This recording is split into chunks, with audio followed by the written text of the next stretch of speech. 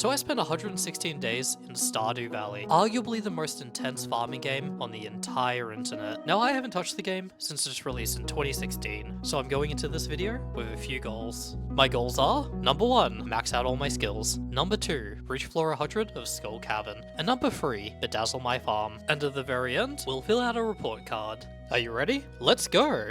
Our journey begins, as any other does, with an old dying dude in bed. Wait! That's our grandpa. Rest in peace, grandpa. But now that grandpa is dead, we get to select a farm and make our character! Yay! So I'm gonna pick the Four Corners farm, because each corner gets a special zone. Or at the very least, it'll be easier to organize. Don't worry about our protagonist, the titular loafman. You'll be seeing him very shortly. Oh, and I made the mistake of streaming this, so if you want to check me out sometime, here's my Twitch below. Anyway, my grandfather left me a letter, telling me to seek out a better life, so that's what I'm gonna do. I took the bus to Stardew Valley, and if you listen in, you'll hear some thoughts on Mayor Lewis. Good old Louis, always hanging out, losing his underwear, can't blame him. That man is a sex icon. As soon as I arrived, I was greeted by Robin, the lovely red-headed carpenter, who then promptly took me to my new farm, where I got to meet the most caked up mayor this side of the globe, Lewis!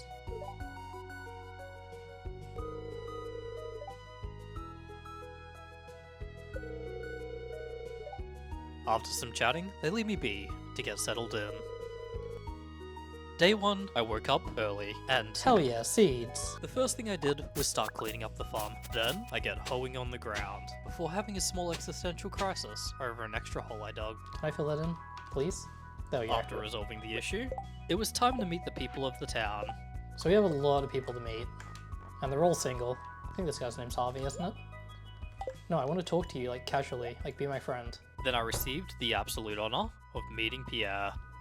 I feel like I should just, where I get to drop some dosh on seeds. You know, that's probably fine. I'll just spend all my money on this. Alright, let me in your house. You have any socks? I want to sniff them. If it sounds like I have no idea what I'm doing, I do not. And neither does anyone else here. Die, tree, die. In my defense, it could be an ant. Anyways, we discover something incredible about our protagonist. Wait, I like turn into like a freaking like lizard man. What the hell's happening to my face? Looks like Yoshi on like meth or something. After that brief distraction, we get back on track with the meeting and greeting hype train. Hello, I'm Gus. I'm Marnie. Hey, who are you? Oh, that's right. I heard someone new was moving out onto that old farm. It's kind of a shame, really. I always enjoyed exploring those overgrown fields by myself. Ouch. The manic pixie dream girl does not like me. God damn it, this is just like real life. Ooh. 4 eyes.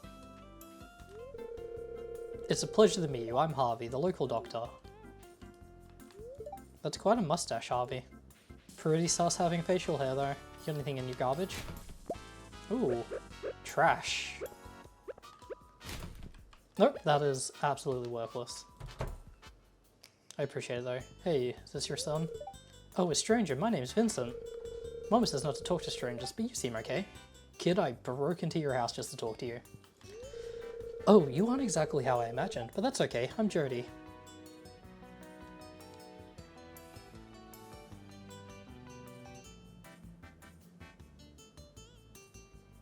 Fair enough. I love that she just said that and then walked out of her own house like it was nothing. Hey. Ooh, I can read it on your face. You're going to love it here in Pelican Town. If you're ever looking for something to do in the evening, stop by the saloon. That's where I work. Why, hello and welcome to our little community, dear. You can call me Granny if you like. I'm in love with you. Hello, you must be Loafman. The new farmer. I'm Caroline. Sup? It's irritating to have to meet all these new people, huh? Name's George, by the way. Now buzz off. Thanks, George. Is this the science chick? I think I know about her. Oh, aren't you the one who just moved in? I'm Maru. I've been looking forward to meeting you. Marry me. And then I never speak to her again. This is a time. Ah, the new farmer we've all been expecting, and whose arrival has sparked many a conversation. I'm Elliot. I live in a little cabin by the beach. It's a pleasure to meet you. I hate sand, Elliot. feel like I need to like sprinkle some water on some people's toes. That's a pretty normal thing. Is there anyone else I need to meet? Trash. Hell yeah. Sup. Hello there, welcome to the archaeological office. Dude has like evil eyes. We decide you want to become over, I'll help you transition to a joyous experience. Sounds weird. Oh, hello, I'm Penny. You have depression, Penny. Hey. Oh, hi, I'm Clint. I'm talking to you. I don't know who you are, why are you talking to me? I only really take a break Alright, to can I play touch some these? incredible arcade games. Thank God I'm actually free from that mess. No, let me go, I'm out. I don't know what time we're meant to sleep, surely like around 10? You know what, screw it, I'm gonna Google it.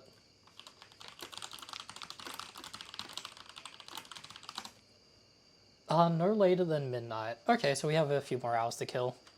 Which means I could probably just, you know, like chop wood. Talk about our Lord and Savior, Treebird. Can I craft? There is crafting. Oh, I need way more wood. Before tidying up the farm and heading to bed. Let me in. Let me in.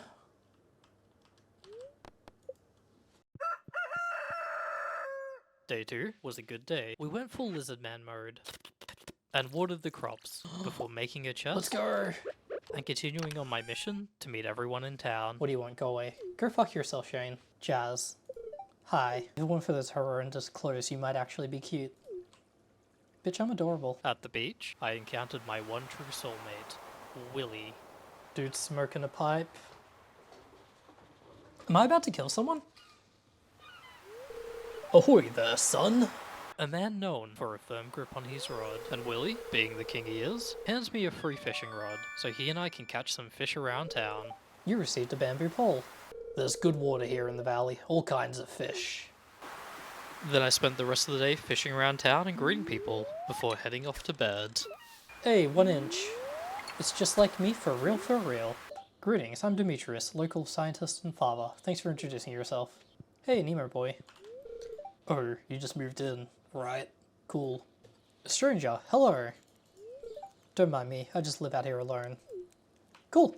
I've done all I can, let's call it a night. Alright, that's day 2 done. Now let me tell you about day 3. Day 3 was magical, because we were blessed by the rain god. This is actually dope. Hey, fuck off. And then, we were promptly spidered by the crows. Moving on, I regale us with an epic gamer plan to stay consistent and improve. I might chop down a tree before I go.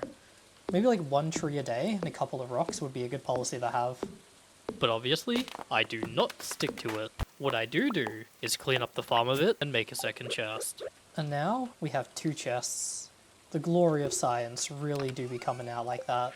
And then, I even made some signs to get organized. Are you proud of me? I certainly am. Then I check out who else I need to meet. Nerd, jock, glasses, And then I spend some wizard? more time exploring. Wait, I can repair stuff? 300 pieces of wood, okay, that's... Fuck me, that's a lot. Yeah, we need 300 kilograms of wood to make 2 planks. It's pretty standard. Is this dude just angsting out in the rain? I used to do that. Sebastian and I later caught up and decided to spend some time together. The ocean's best enjoyed alone, don't you think? You're right, it is best enjoyed alone. With me, here with you, Sebastian. Let's fish. And that's where the day ends, fishing a bit more before cleaning up. And that got me another level up. On my 4th day, I had started to fall into a routine, so unless something exciting happens, I'll probably glaze over mentioning the whole watering of the crops thing. I head into town to do a wee bit of tidying, and then some fishing, while waiting for people's houses to open on up. Because, gosh darn it, I have some friends to make, and a locked door will not stop me. I get to meet Shade, a new bestie, for all of 5 seconds, before going off to plant some newly fished up rice shoots. After some chores, I spent an uncomfortable amount of time standing outside of Sam's room.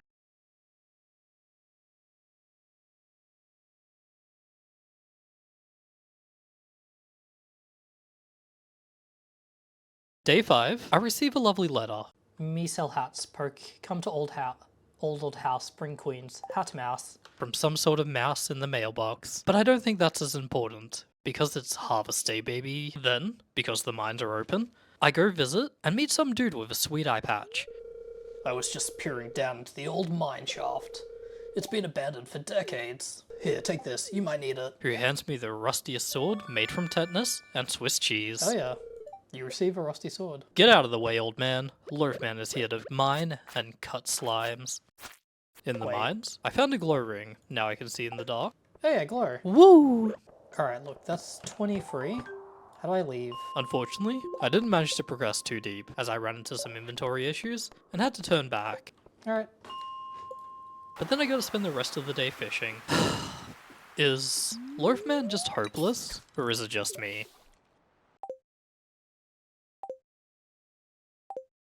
Day 6. Clint, being the cool guy he is, sends me a letter containing a furnace recipe in the morning, and the Adventurers Guild requested that I slay at least 10 slimes, so everything is coming up Loafman, Mr. Popularity. Big, cool guy. We get to spend some time in the morning chopping some trees before organizing crops into my chest. Then I strut my stuff into town, and we get treated to a cutscene about the community center. Mayor Lewis mentions he'll sell the property if anyone else buys a Joja membership. Inside, we admire this little urban exploring location, see some ghosts, and Mayor Lewis catches onto the fact that I might be built just a little bit different. What's the matter? Are you ill? Just mentally. So of course, it's time to investigate. Yeah, I don't speak that language. Having come up with nothing, we promptly leave to go eat some plants. Delicious daffodils. Good for your health. Probably has vitamins. Then I get my little tuckus straight into the mines to do some epic gamer stuff. That epic gamer stuff being killing slimes. Day 7. Day 7, we had our first Twitch chatter show up, and they had a very important question. There is no backstory to my character being green. Maybe he really liked cucumbers growing up. Maybe he was obsessed with eating the rinds of watermelons. There's a whole lot of options. Use your imagination. Why is Loafman green? And I'm not gonna lie to you, it gets unhinged. Yeah, he likes eating foot fungus. Don't we all like doing that? It's nutritious. Really good for your skin. Okay, some wizard dude wants to talk to me.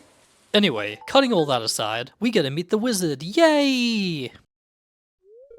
I am Rasmodius, seeker of the arcane truth, and lover of toes. Here, I'd like to show you something. Does the wizard act like a drug dealer but for foot fungus? And I pick up some new information on those little community critters. Holy shit, he just summoned a foot fungus. They call themselves the Junimos. The Junitors are mysterious spirits. These ones, for some reason they refuse to speak with me. Probably because of my foot fetish. Come here. Oh god, he's gonna dip me in the fungus. No, not again. Here, drink up. Let the essence of my feet permeate your body. After sampling the good shtick from the wizard, I hallucinate some trees. There was definitely a tapeworm in that. And through that tree power, I learn how to read. Literacy, yay! For the first time ever, I can finally read The Hungry Hungry Caterpillar. Anyway, we proceed onwards to the mines to kill 10 slimes and ask the hardest hitting questions. Who would be the stinkiest in town? It has to be Willy. Okay, I see. I feel like Clint might actually be a bit stinkier. Only for the sole reason that he's so like awkward and uncomfortable that you have to know he's been like sweating constantly. Fine, I don't care about Sebastian. Wait, isn't there like a list? Shane, isn't he like an alcoholic? You know he has to like reek of like beer at least. Linus, he's gonna smell the best, let's be real.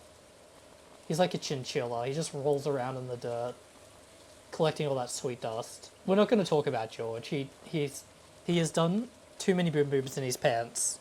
But I mean like, Linus is homeless, and do you think he washes himself? Do you think he makes the effort to like bathe regularly? He has like a spa bath? Yeah, maybe he has like a spa day. What am I killing? I think 10 slimes. Would you drink a slime? Like, do you think that tastes good? Like, they live in caves, right? But like, they look kind of delicious. Yeah, exactly. Like, I'm a salt fiend. I live for the salt. I'm like those mountain goats that goes up to like climb rocks and mountains really high, and then they fall to their death because, you know, they just like salt so much. If you're not risking your life to lick rocks, what are you doing? I spent 1,000 days in Stardew Valley eating slimes! And then I did it in real life too. Just nothing but moss and fungus. With gelatin. That doesn't actually sound too bad. After that fiasco, we kill the rest of the slimes in the mines, and go to introduce ourselves to the Adventurers Guild. Oh, so they just sell garbage here. Cool. And discover that our sole viewer His hates misery is Pierre. my joy. You know what? Respect. And I get it. He's a piece of work. How dare this man take Caroline from us? There, look at that. Look at that dump truck. Here you go, dude. Have a rock. Yep, you're welcome. Have a rock. Nope, that's me sitting. Anyway, I give May Lewis a rock for his birthday, because he rocks. Yeah, it's the 4th that counts. Enjoy your rock, dude. And then we stop by Joja Mart for those beans and some crops, instead of buying a backpack. Why don't I buy the backpack? Day 8. The flowers finished growing, so we popped those into our chests and started the day with some fishing. And you get to hear some of my opinions on Carolyn. Look, if someone probably made this mod already, where you can just like kill Pierre and marry Caroline, I absolutely would. There'd be no hesitation. She is like best girl. She's got green hair, and that suits me just fine. Our children would be perfectly green. Although it does kind of creep me out how there's like a giant church in their house. I don't know what all that's all about. They just have like a room with like a solid gold shrine. Yeah, the Golden Church thing, really weird. Then we go to buy some flowers. Yup, that's right. We're investing in flowers. It's a flower economy now. Here you go, Pierre. I'm just gonna leave those broken glasses in your fucking house. Fuck you. Anyway, is there anyone worse than Pierre? I don't know. But after our chores, we honk shoe, honk shoe, honk shoe. Day 9. I show off my lizard form some more. I turn into like a lizard. Like my entire face distorts and it just becomes like... Anyway, I don't think I answered why he's green properly. Why do you think? Here are some options. This was Mark Zuckerberg. He did this to me. He made me a lizard. Anyway, I spent some time gossiping about how everyone in Stardew Valley is a hoe. Yeah, but I mean, what's wrong with like May Lewis, aside from the fact he's a really weird dude who leaves his underwear out? Is everyone in this town just a huge hoe? Is that the thing? But this is going off the rails, so back to it. We gathered some shells on the beach, did some epic game of fishing for a bit, and ran out of inventory again. My man has still not brought a bag. Please leave a comment, guessing what day I buy a bag. Hint, it is probably longer than you think. After a day of fishing, I head back to my farm to clean up until I run out of stamina. Day 10. Marnie rocks up to Loafman's farm with a stray dog to adopt, and my chat gives me the greatest, most original pet name for it ever. Bob. Alright, everyone's first D&D character it is. Bob, let's go. And you can see from the chests, I have started to rake in a pretty good harvest. So checking out the town square, we see a request from Sebastian to get him a copper bar. So out comes the furnace, and we get some cooking done. We visit Clint and geared it up before going to Sebastian's and having a slight mental breakdown. Sebastian! Sebastian, come out! I have your freaking copper bar. Why is his keyboard on his lap? That's so uncomfortable. I've tried that. Before he comes out of his room to give me his ticket. Hey, thanks for... I then get to tell Sebastian's mom how we feel. Robin, I'm in love with you. And we even got to chat with Mayor Lewis before going to cash in that sweet, sweet ticket. Oh yeah, and I even got some carrot seeds. Hell yeah, dude, carrot seeds. While I plant the carrots, enjoy this audio of talking about Mayor Lewis's dump truck. like a sane, regular person. I only think about that cake. We spend a little more time making the #1 cleanest and only farm in Stardew Valley. Are you jealous? I bet you are. Anyway, after that, we go to bed to read some of our epic Stardew Valley fanfiction. Day 11. It's raining. And Robin wrote me a letter about her missing axe, which I promptly forgot about because I went down to the mines to party down with some fabulous slimes for the mission. I gathered some copper and fought a little wormy dude, so that was cool. After playing some badminton with some bugs, we obtained a fabulous pink shirt. And reached floor 19 before being driven out of the mines due to a lack of health and energy. Okay, I'm leaving the mine. I hate those bugs. But don't worry, I got called out for that. It's... Coward? What do you mean? And that's it. It's bedtime. I reached level 2 in mining. If we keep up at this breakneck pace, we'll be level 10 in 100 days or something. Day 12. Get a photo break for some quick thumbnails, which you know? This, get the side profile, get the front profile, get this profile, get here. You swing this cipher beat, you know. Okay, I can heart, I can thumbs up. And a frickin' butterfly comes out of nowhere to ruin this photo. Oh, there's a fucking butterfly in my way, fuck off. Die! What a jerk. But after some emoji fiddling, we get on with our day by making a chest in my house to store my equipment. May Lewis and I chat about our feelings, then we get to go herb picking and chat with Big L. That's right, Linus. Here he is, he's gonna jump. Please don't destroy my... That's so depressing! Hold on, Linus, I'm gonna get you a fish. And hoo boy, he's a wee bit of a downer. I don't think I have this, but I should just give it to him.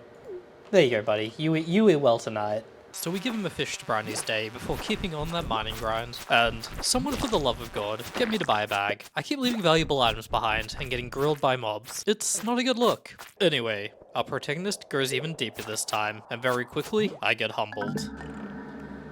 Oh, he sucked. No. Lord, man, wake up. Linus, you saved me. You're lucky I happened to pass by. Be a little more careful next time. But thankfully, Linus saves me. What a goat. Give your friends a fish, people. It will save your life. After that embarrassing defeat, I water my crops, then head straight to bed to sleep off the trauma. Egg Festival. Between 9 and 2 a.m. Day 13. In the morning, we did some sick nasty harvesting and prepared for the joys of the festival by organizing our chests and smelting ores. We headed on over to the festival, where I checked out Pierre's store and got some of those yummy strawberry seeds before participating in the greatest egg hunt you've ever seen. Epic music transitions and maybe storyteller music over egg hunt. After kicking the asses of a bunch of teenagers and children, I gratefully accepted my gift for being a winner, a fabulous straw hat. Afterwards, I plant my seeds and head to bed, early like a winner, but that netted me a whole nother level up.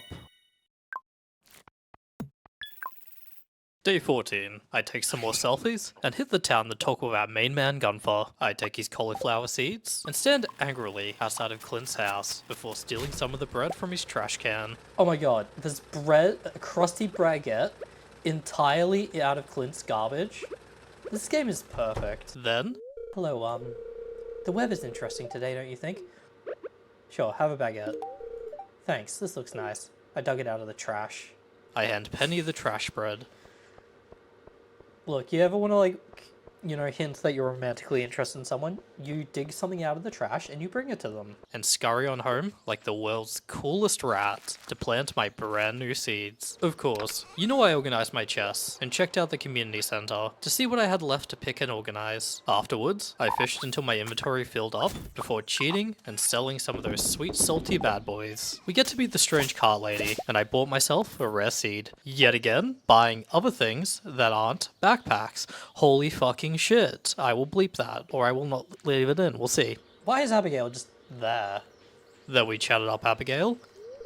Feeling pretty good about the egg hunt, huh? Well, next year you won't be so lucky. I'm going to cut you, Abigail. And forage some more before hitting up the community center to complete my first proper bundle. Yay! Progress! And we got some seeds as a reward. That's nice. Then we stumble upon Linus doing his best raccoon impersonation. But he's not actually a raccoon, he's just being a cool dude. Love me some Linus. So anyway, we planted those seeds and went Betty buys. And leveled up yet again. Day 15, I woke early in the morning and got some cookies from your mum. So that was a pretty sweet gift. Then I went outside and picked some flowers to sell. Afterwards, I wandered on down to the forest and saw some kids hanging out by the sewer grate. So that's cool and perfectly normal, I guess. After that little cutscene, we just got our fish on and enjoyed the immaculate vibes before cleaning up the farm a little bit. Day 16, we pick some berries and forage for some daffodils. Welcome to Pierre's. How can I help you? Ahem. Come and get it, folks. Coupon for 50% off your purchase at Joja Marts. 50%?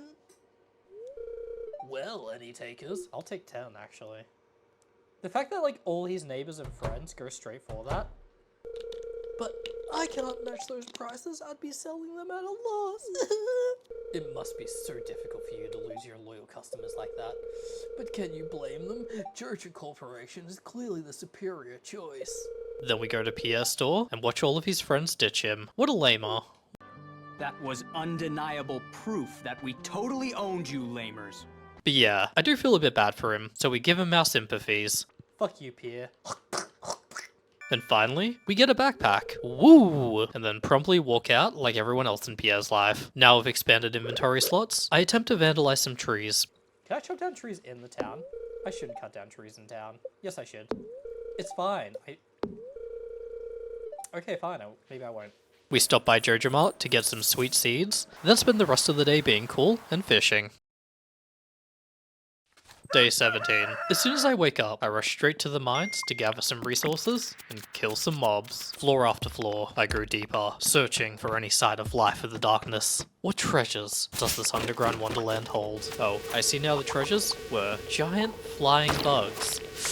That's a close one. Running low on energy, I barely make it to floor 20, where I acquired a new sword and decide to head back. It was getting late, and after all that struggle, I wanted to bring my new treasure home. And on day 18, I went back into the mines, determined to press forward, to move on with my life, to grow through the strenuous, ancient, traditional job of rock smacking. And that's what I did. I smashed rock. I broke crates. I smacked rock. I smacked monster. I could feel it. This is how you grow as a person. Some say you should train your mind, and your body will follow. Nay, I say, train your body, and then you will get tasty rocks to swallow. Insert picture of Abigail here. Anyways, we reached floor 25, so that was pretty damn cool, but I ran out of energy yet again. Day 19. We got a mission to give Jody a cauliflower, but I done goofed up. What did I just give her? What the fuck did I just give Robin? And gave Robin the gift. I wanted to give her cauliflower. Oh no, it's Jody. No, it's Robin. Wait, no, I need to see Jody. Fuck! When I realized my mistake, I ran around town trying to find Jody to give her the cauliflower. That looks delicious. It's good. It'd be perfect for my yellow curry. Why not green curry, huh? Huh? Fucking bitch. But please take notes, women love cauliflowers. Then I spent some time on the beach, fishing with my main man Elliot, who decided to scooch just a little bit closer, so I promptly moved away to social distancing space, so I could fish some more in peace. Anyway, on day 20, I did some digging at the beach, and visited good old Gunther at the museum, and guess what I did for the rest of the day? That's right, more fishing. Yay! I also carved a frowny face into the farm, but that's unrelated.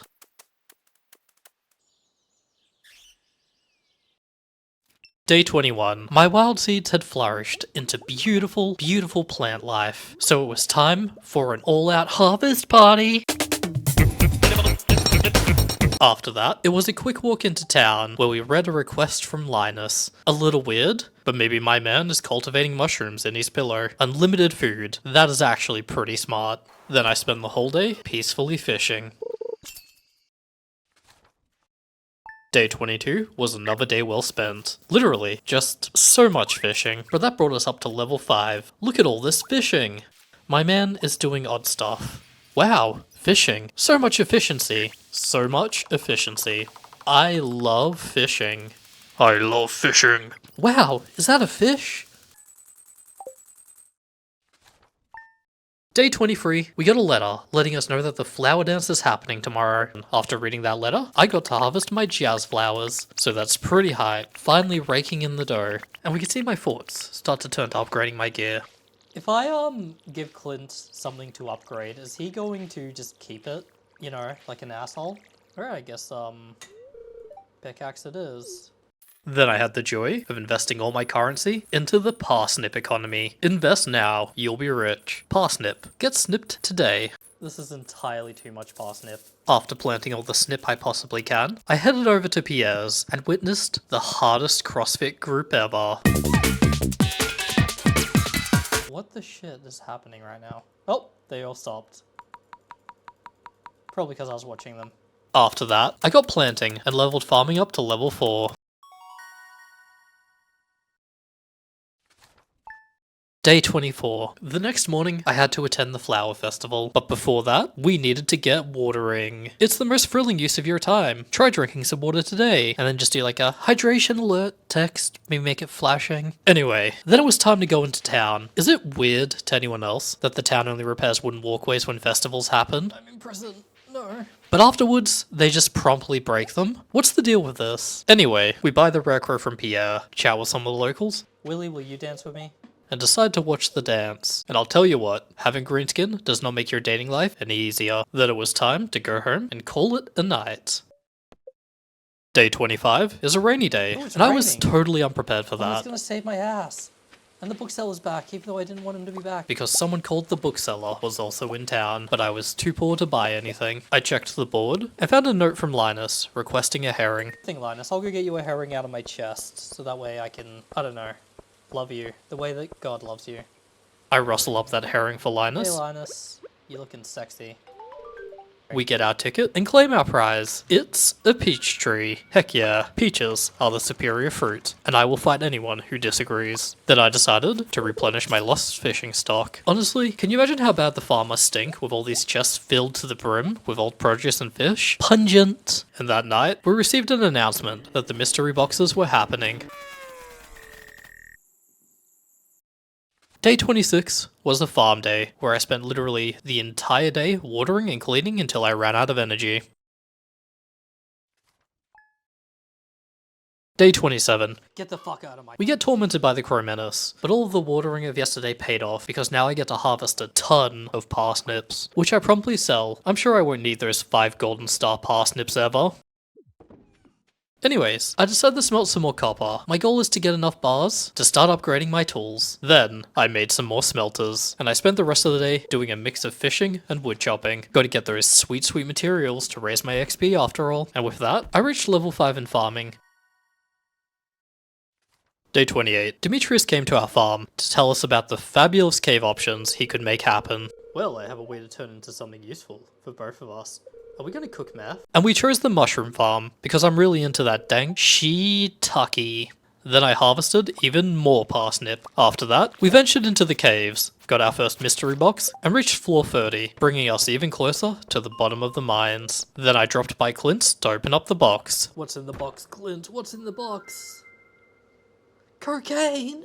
Then I popped my hard-earned ore into the furnace and got a smelting. The rest of the day was spent cleaning up the farm until we ran out of energy. We made even more progress as we reached level 6 in farming, level 3 in mining, and level 3 in foraging. Let's go!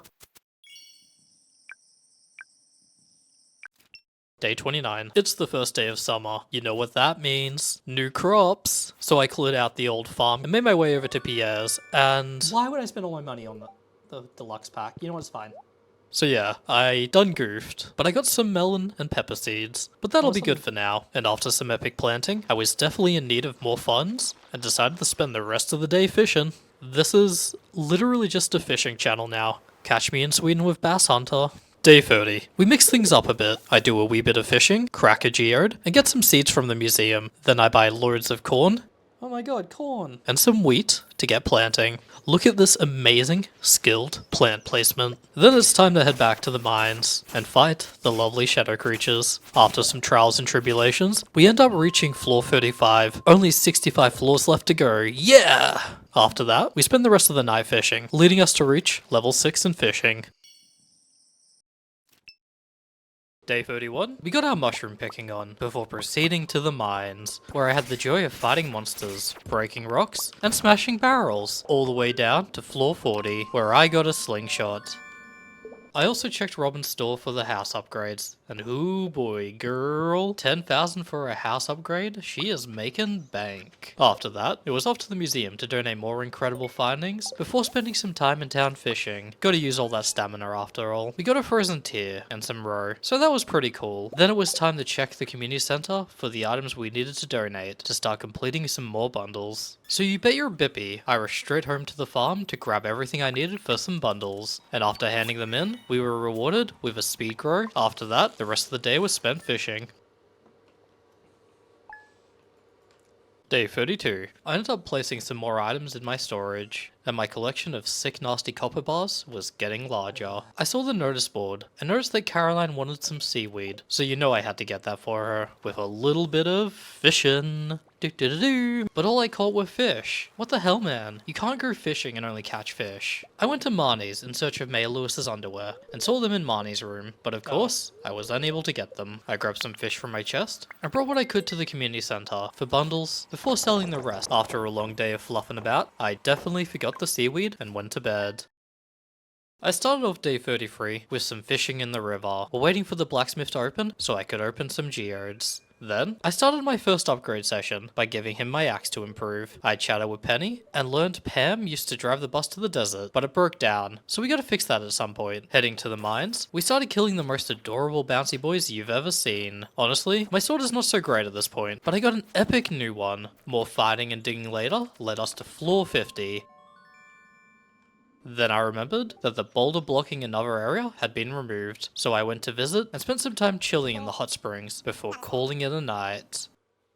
Day 34, I smelted some iron and read a letter from my mum saying how proud of me she is. PogChamp. I got supportive parents. Anyway, you know how it goes on day 34. We moseyed back over to the mines and spent some time digging like a boss. There, I met a ghost who was kind of a jerk and hard to kill, so we just played table tennis back and forth. After dealing with more harassment, we made it to floor 58, but I had to tap out due to a lack of supplies, so that's my bad. That night, I limped home and smelted some more before getting a good night's rest. Thankfully, that time in the mines was well spent, because I advanced from level 2 combat to level 3, and from level 3 mining to level 4. This is what I'm talking about, where you're getting the sickest gains humanly possible. This is the most optimized speedrun you've ever seen! Wait, this isn't speedrun. Never mind. Day 35. I jammed some iron bars into the iron chest, got my splish splash on, patted my dog, and went off to the community center to donate some more items for another bundle. Then we cruised over the Clints to get back our shiny, new and improved axe, smashed open some geodes, and you bet we donated some of those shiny rocks to Gunther at the museum, and collected the items he had on offer. I got a painting, a drum, some starfruit seeds, and a sense of pride and accomplishment. Thanks, EA. Also, this sick, nasty drum block. I placed down the items to bedazzle our home, just a teeny bit,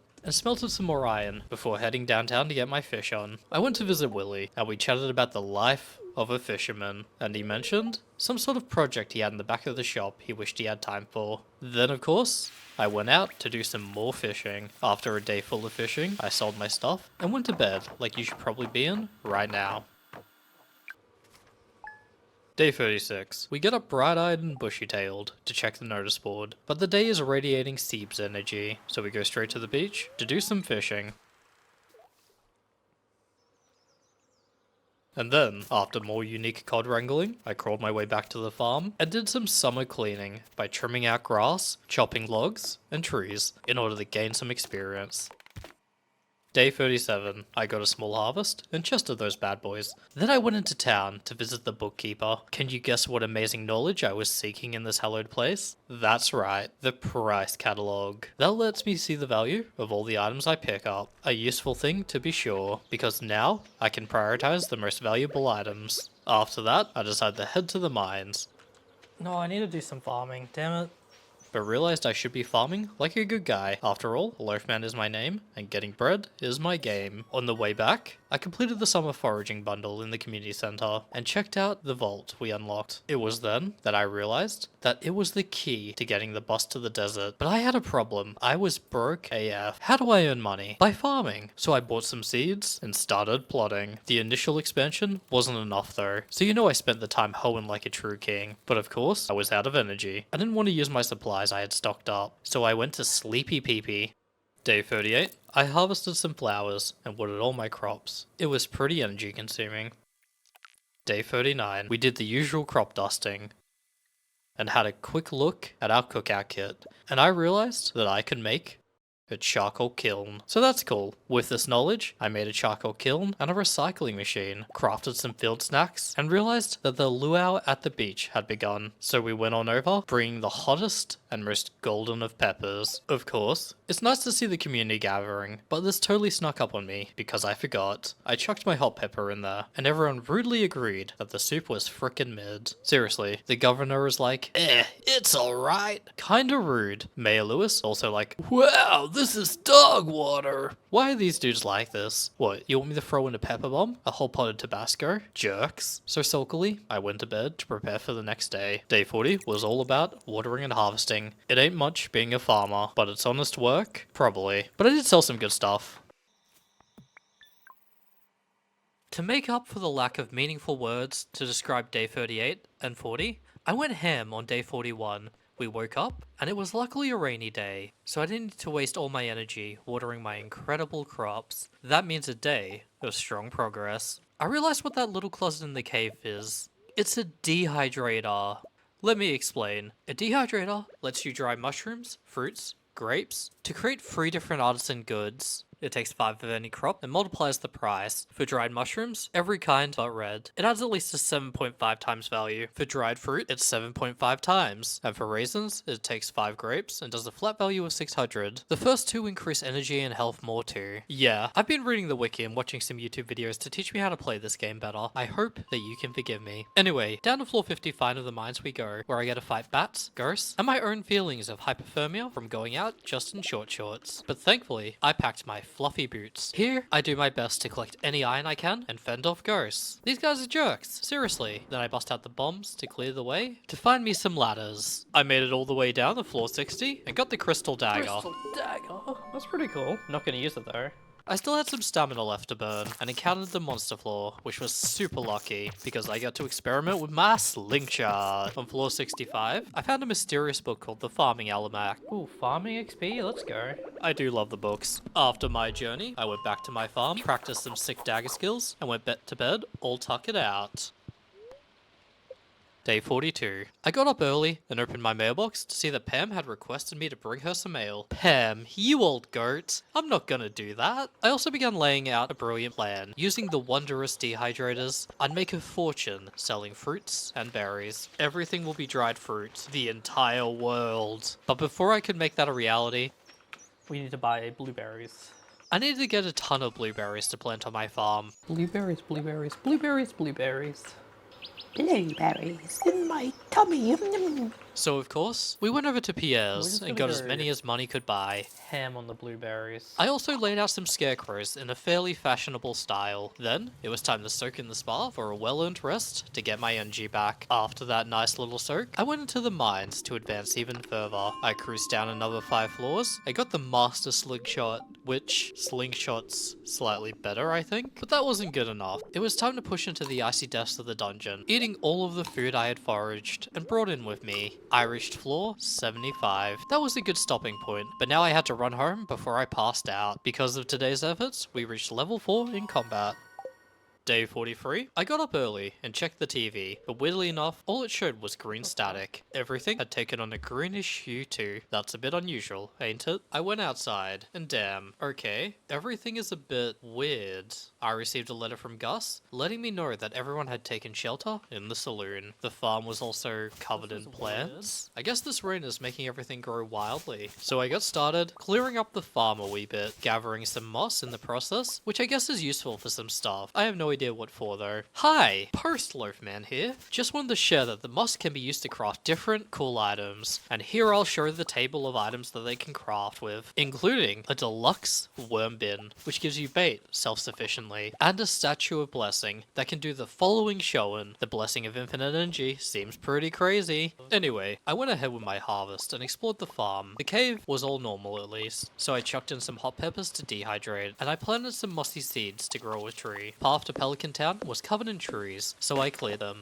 and went for a chat to everyone in the saloon. So it turns out Gus is a bit scared, but everyone else was enjoying the vibes. Mayor Lewis, upon speaking with the governor, confirmed it's just a weird natural phenomenon. But given that the trees everywhere were a bit messy, I decided to chop some down around town, which ended up giving me a fabulous book called Woody's Secret. That gives the trees a 5% chance to yield double the wood. Handy. Let's have a quick look at my progression. Level 6 in farming, 4 in mining, 3 in foraging, 6 in fishing, and 4 in combat. Not too shabby, but let's be real, these are rookie numbers. We gotta raise them up. So I continue on with the chopping until I run out of energy. So I head on over to the spa, stopping to say hi to this mysterious weirdo.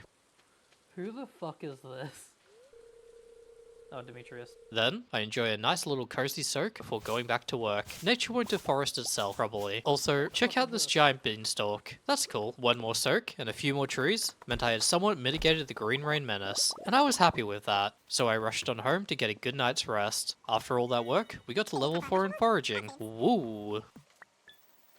Day 44 paid off awesomely. We had a decent sized harvest of foraging goods, grapes, and corn. So you bet I brought those bad boys home to the dehydrator and checked out my dried hot pepper profits. Not too shabby at all, given I had a ton of wild seeds. I planted those bad boys before going to Clint's to crack some geodes. We got quality fertilizer, 10 hardwood, and coffee. Yummy rock coffee. Then we got some more shiny rocks out of some of the other geodes, as well as 6 iridium ore. I had a quick sip of the rock coffee, and honestly, pretty tasty. Then it's time to take a quick soak in the tub before heading into the ice dungeons to fight skeletons and cut rocks. We ended up progressing to floor 80 and got some warm toasty lava boots. And on floor 83, I got a new sword. I ended this trip on floor 85 and decided that was good enough. Then I went home to call it a night. We reached level 5 in mining and I chose Geologist Blessing. And let's be real, doing Geologist Blessing was probably a mistake. Do not be like me. Day 45, I did a quick harvest and put my now raisins in the selling bin. After all the sweaty farm work, it was time for a relaxing soak. Then we moseyed on over to the warm purple mines. There I fought some impy dudes, some red bats, and slimes. But anyway, there's a lot of gold here. Thankfully the mines have loads of mushrooms to pick too, so that's cool. Honestly, the mines were kinda kicking my butt. My energy and health had tanked pretty badly by floor 88, but I pushed on. I ended up having to eat my freshly foraged purple mushrooms to make it to floor 90, where I got Obsidian Edge. We're getting geared up. After all that, it was time to sell some stuff and head to bed, and get a good night's rest. And it looks like the raisins got me 600 gold. That's not bad per raisin. Day 46 led to more harvesting. I tried unsuccessfully to dehydrate some red mushrooms, so I went with the red peppers instead. Gotta make that sweet dosh after all. Anyway, I sorted my stuff into chests and started smelting more gold in order to get those sweet, sweet gold bars. I took one to the community center and chucked it in with my fire quartz and got an extra furnace and 5 geodes as a reward. With that, the furnace room changed. We donated some shiny rocks to Gunther, then head into the mines, and our progress was pretty typical. We did get to fight a floating moon dude. I mined, and I fought, and had some great luck with the ladders. I found a cool new sword as well. So many swords just sitting around in this mine. Kinda crazy. Then I made it to floor 100 and got my first star drop. That's a pretty substantial stamina boost, but damn, there's over 100 floors to this mine? This is gonna take a while. While on floor 103, I found some squash seeds, so that's pretty cool. Then I munched on some cave carrots to clear up my struggling inventory. I made it down to floor 104, then used a ladder to reach 105. That's a lot of progress for one day. So I threw some of my big hole, hustled home, and those little guys fixed the minecarts. We also reached level 7 in farming. Day 47. I placed down my new furnace and do some inventory sorting before realizing that I really should just click the organize button. Thanks organize button. Of course, I planted my summer squash and got on with my chores. I collected mushrooms, dehydrated more stuff, and sold some rocks. We even gave Gunther some more stuff for the museum, and eyed up the singing stone that he offered me. But I think I'll let the rewards sit for a while with him. Then I had a good time fishing, and enjoyed some sweet summer vibes before going to bed. Day 48, I see an announcement for a fishing derby and decide, hey, maybe I'll participate. So I do what any sane man does. I water my garden, harvest my fruits, including my star fruit, before drying some fruits and traveling over to Pierre's to buy the dehydrator recipe. Then I stocked up the summer fruit bundles in the community center before running around to find the fishing event. I eventually found the event, which was beside Marnie's farm, down by the lake. Turns out, you need to catch enough fish with the golden tag to get some prizes. So you bet your sweet bippy, we're gonna fish like some lunatics. Hours after hours passes, but I do not stop fishing. I am a fishing machine. I am fish. Men fear me. When I run out of energy, I eat algae and seaweed. We are not the same. As soon as it reaches 10 PM, I talk with the derby manager and received a quality sprinkler, which waters in 8 adjacent tiles around it, and a tent for my effort. The tent lets you spend the night anywhere outdoors in the valley. So of course, I sell as much fish as I can before making 2 more dehydrators. I gather some materials to dehydrate and get started, once again, trying red mushrooms unsuccessfully, and then heading to bed. Because of all the fishing, we also reached level 7 in fishing. Day 49, I do my chores, dehydrate some fruit, but now it's day 2 of the derby. I will become the troutiest fisherman ever. So I mosey on over and start doing a wee bit more fishy-wishy, but I got a bit tired of it, so I handed in my golden tags. Then I went to the mines, and on floor 106, I found the Holy Blade, which has 20 to 27 damage, plus 4 speed, plus 2 defense, slime gatherer, plus 1 crit chance, and the Crusader buff. Now that is a ton of abilities. With my new Holy Sword, I cruised from floor 105 to 109 before getting my donkey kicked by a slime. After being profoundly humbled, I set up my tent and spent the night in front of the mines, where I reached level 5 in combat and chose the scout skill to increase my critical strike chance by 50%. Day 50, I decided to get my vengeance on the mines and progressed down to floor 110 where I got the space boots. The boots from space. The boots from space. Okay, good. After that little adventure dizzle, I swapped out and donated a bunch of items to Gunfa before visiting Clint at the blacksmiths and smashing open geodes. Then I donated more to Gunfa before going back to Clint's. With all my geodes smashed, I donated even more and left my rewards unclaimed, except for the pumpkin seeds. I took the minecart back to my house in order to tend to the garden. Then I placed down a new dehydrator and moved the one in the mushroom cave to the other dehydrators. It did not occur to me that I could actually move it. Then it was down to floor 110 of the mines. After some hard work mining and fighting, I reached floor 120. That's right, the final floor. And I obtained the skull key, which I think is for the skull mines over in the desert. And because I had some farm totems from the mines, I used one to get home to save time. Do not be like me, I am lazy. I placed a few more dehydrators, then went to bed. That night, I reached level 6 in mining.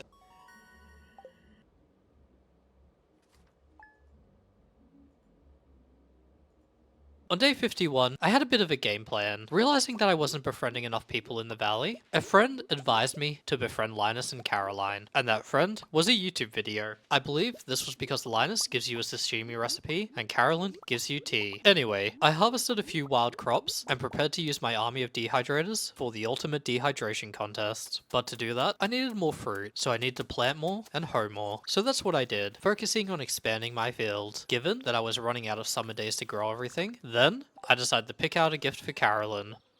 Okay, what would Caroline like? I have flowers.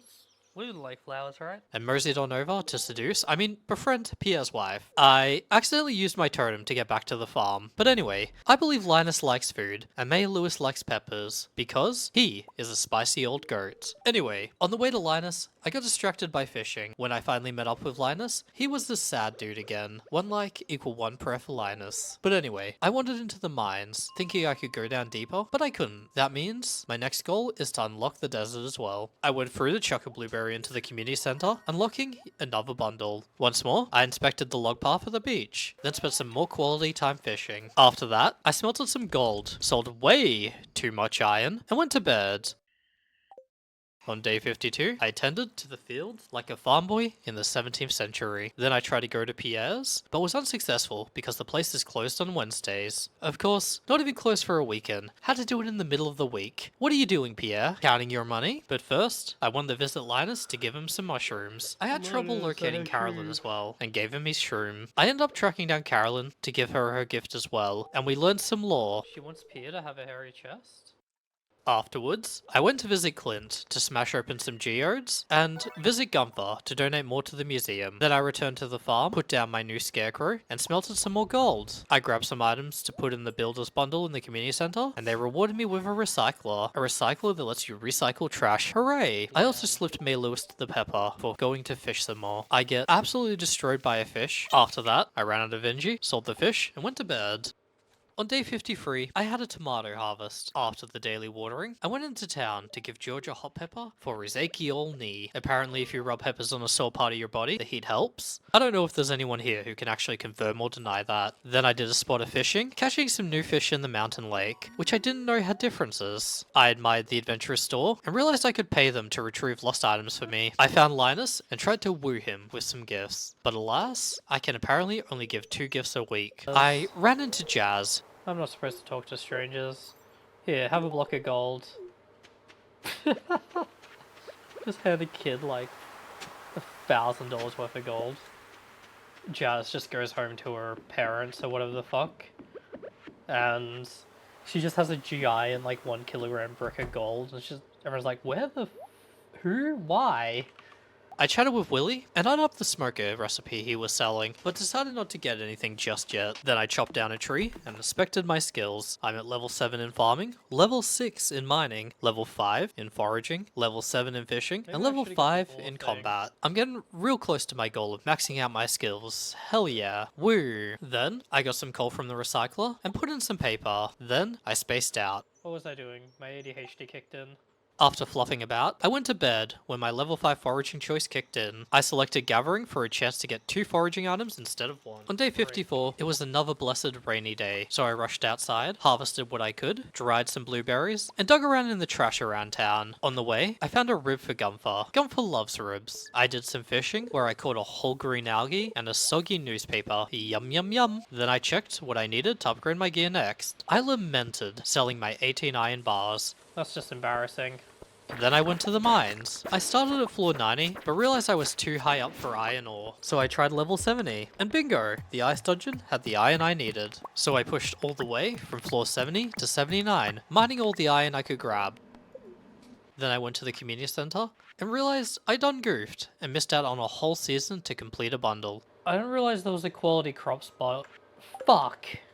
I flipped up. Pepe hands. Anyway, on day 55, it was the long-awaited blueberry harvest. Look at these big beautiful blue balls. I grabbed my already dried blueberries and put in some fresh ones, and my lovely peach tree even yielded a single peach. Given that I had a bunch of different rarities of blueberries, I had to store them all, so that took a bit of fiddling. Then, I visited Clint for another geode smashing good time. You know the drill. I went to Mr. G. Umpher to donate those sick rock gains too. Then, I went to the pier to fish. I moved on back to the farm to sell my fishy gains before visiting the community center to donate the special puffer fish I had. After that streak, I was out of energy, so I went to Betty Buys.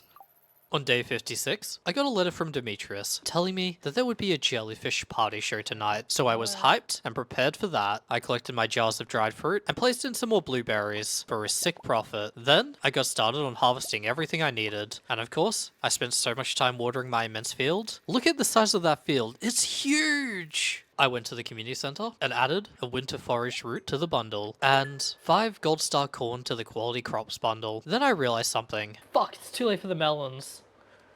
Oh, that's frustrating.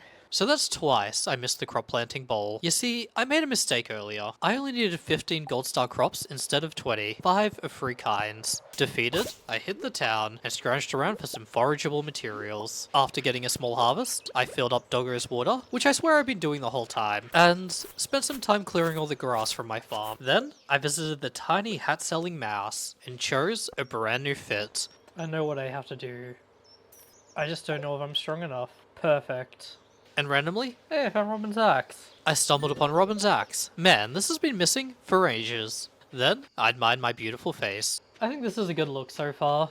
Submissive and breedable. Then, I went over to the beach to admire the moonlight jellies, and I noticed something very peculiar.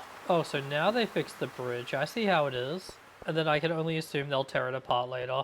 Then, we headed down to the water to admire the jellies. Brackets, do some zooms over the jellies, and read out the glow of the summer text. That night, we made 4,001 gold solely from dried fruit. On day 57, it was the first morning of fall. I went outside to sadly see that most of the crops were dead, but I still had dried fruits to collect and some delicious corn growing. I got my tasty mystery seeds ready and began clearing the dead plants. And I even got to put down another sprinkler with some pumpkin seeds too. It's not much, but these sprinkly guys will save me so much time. Then, I got quickly sidetracked by a quest from Emily to say hello to everyone in town.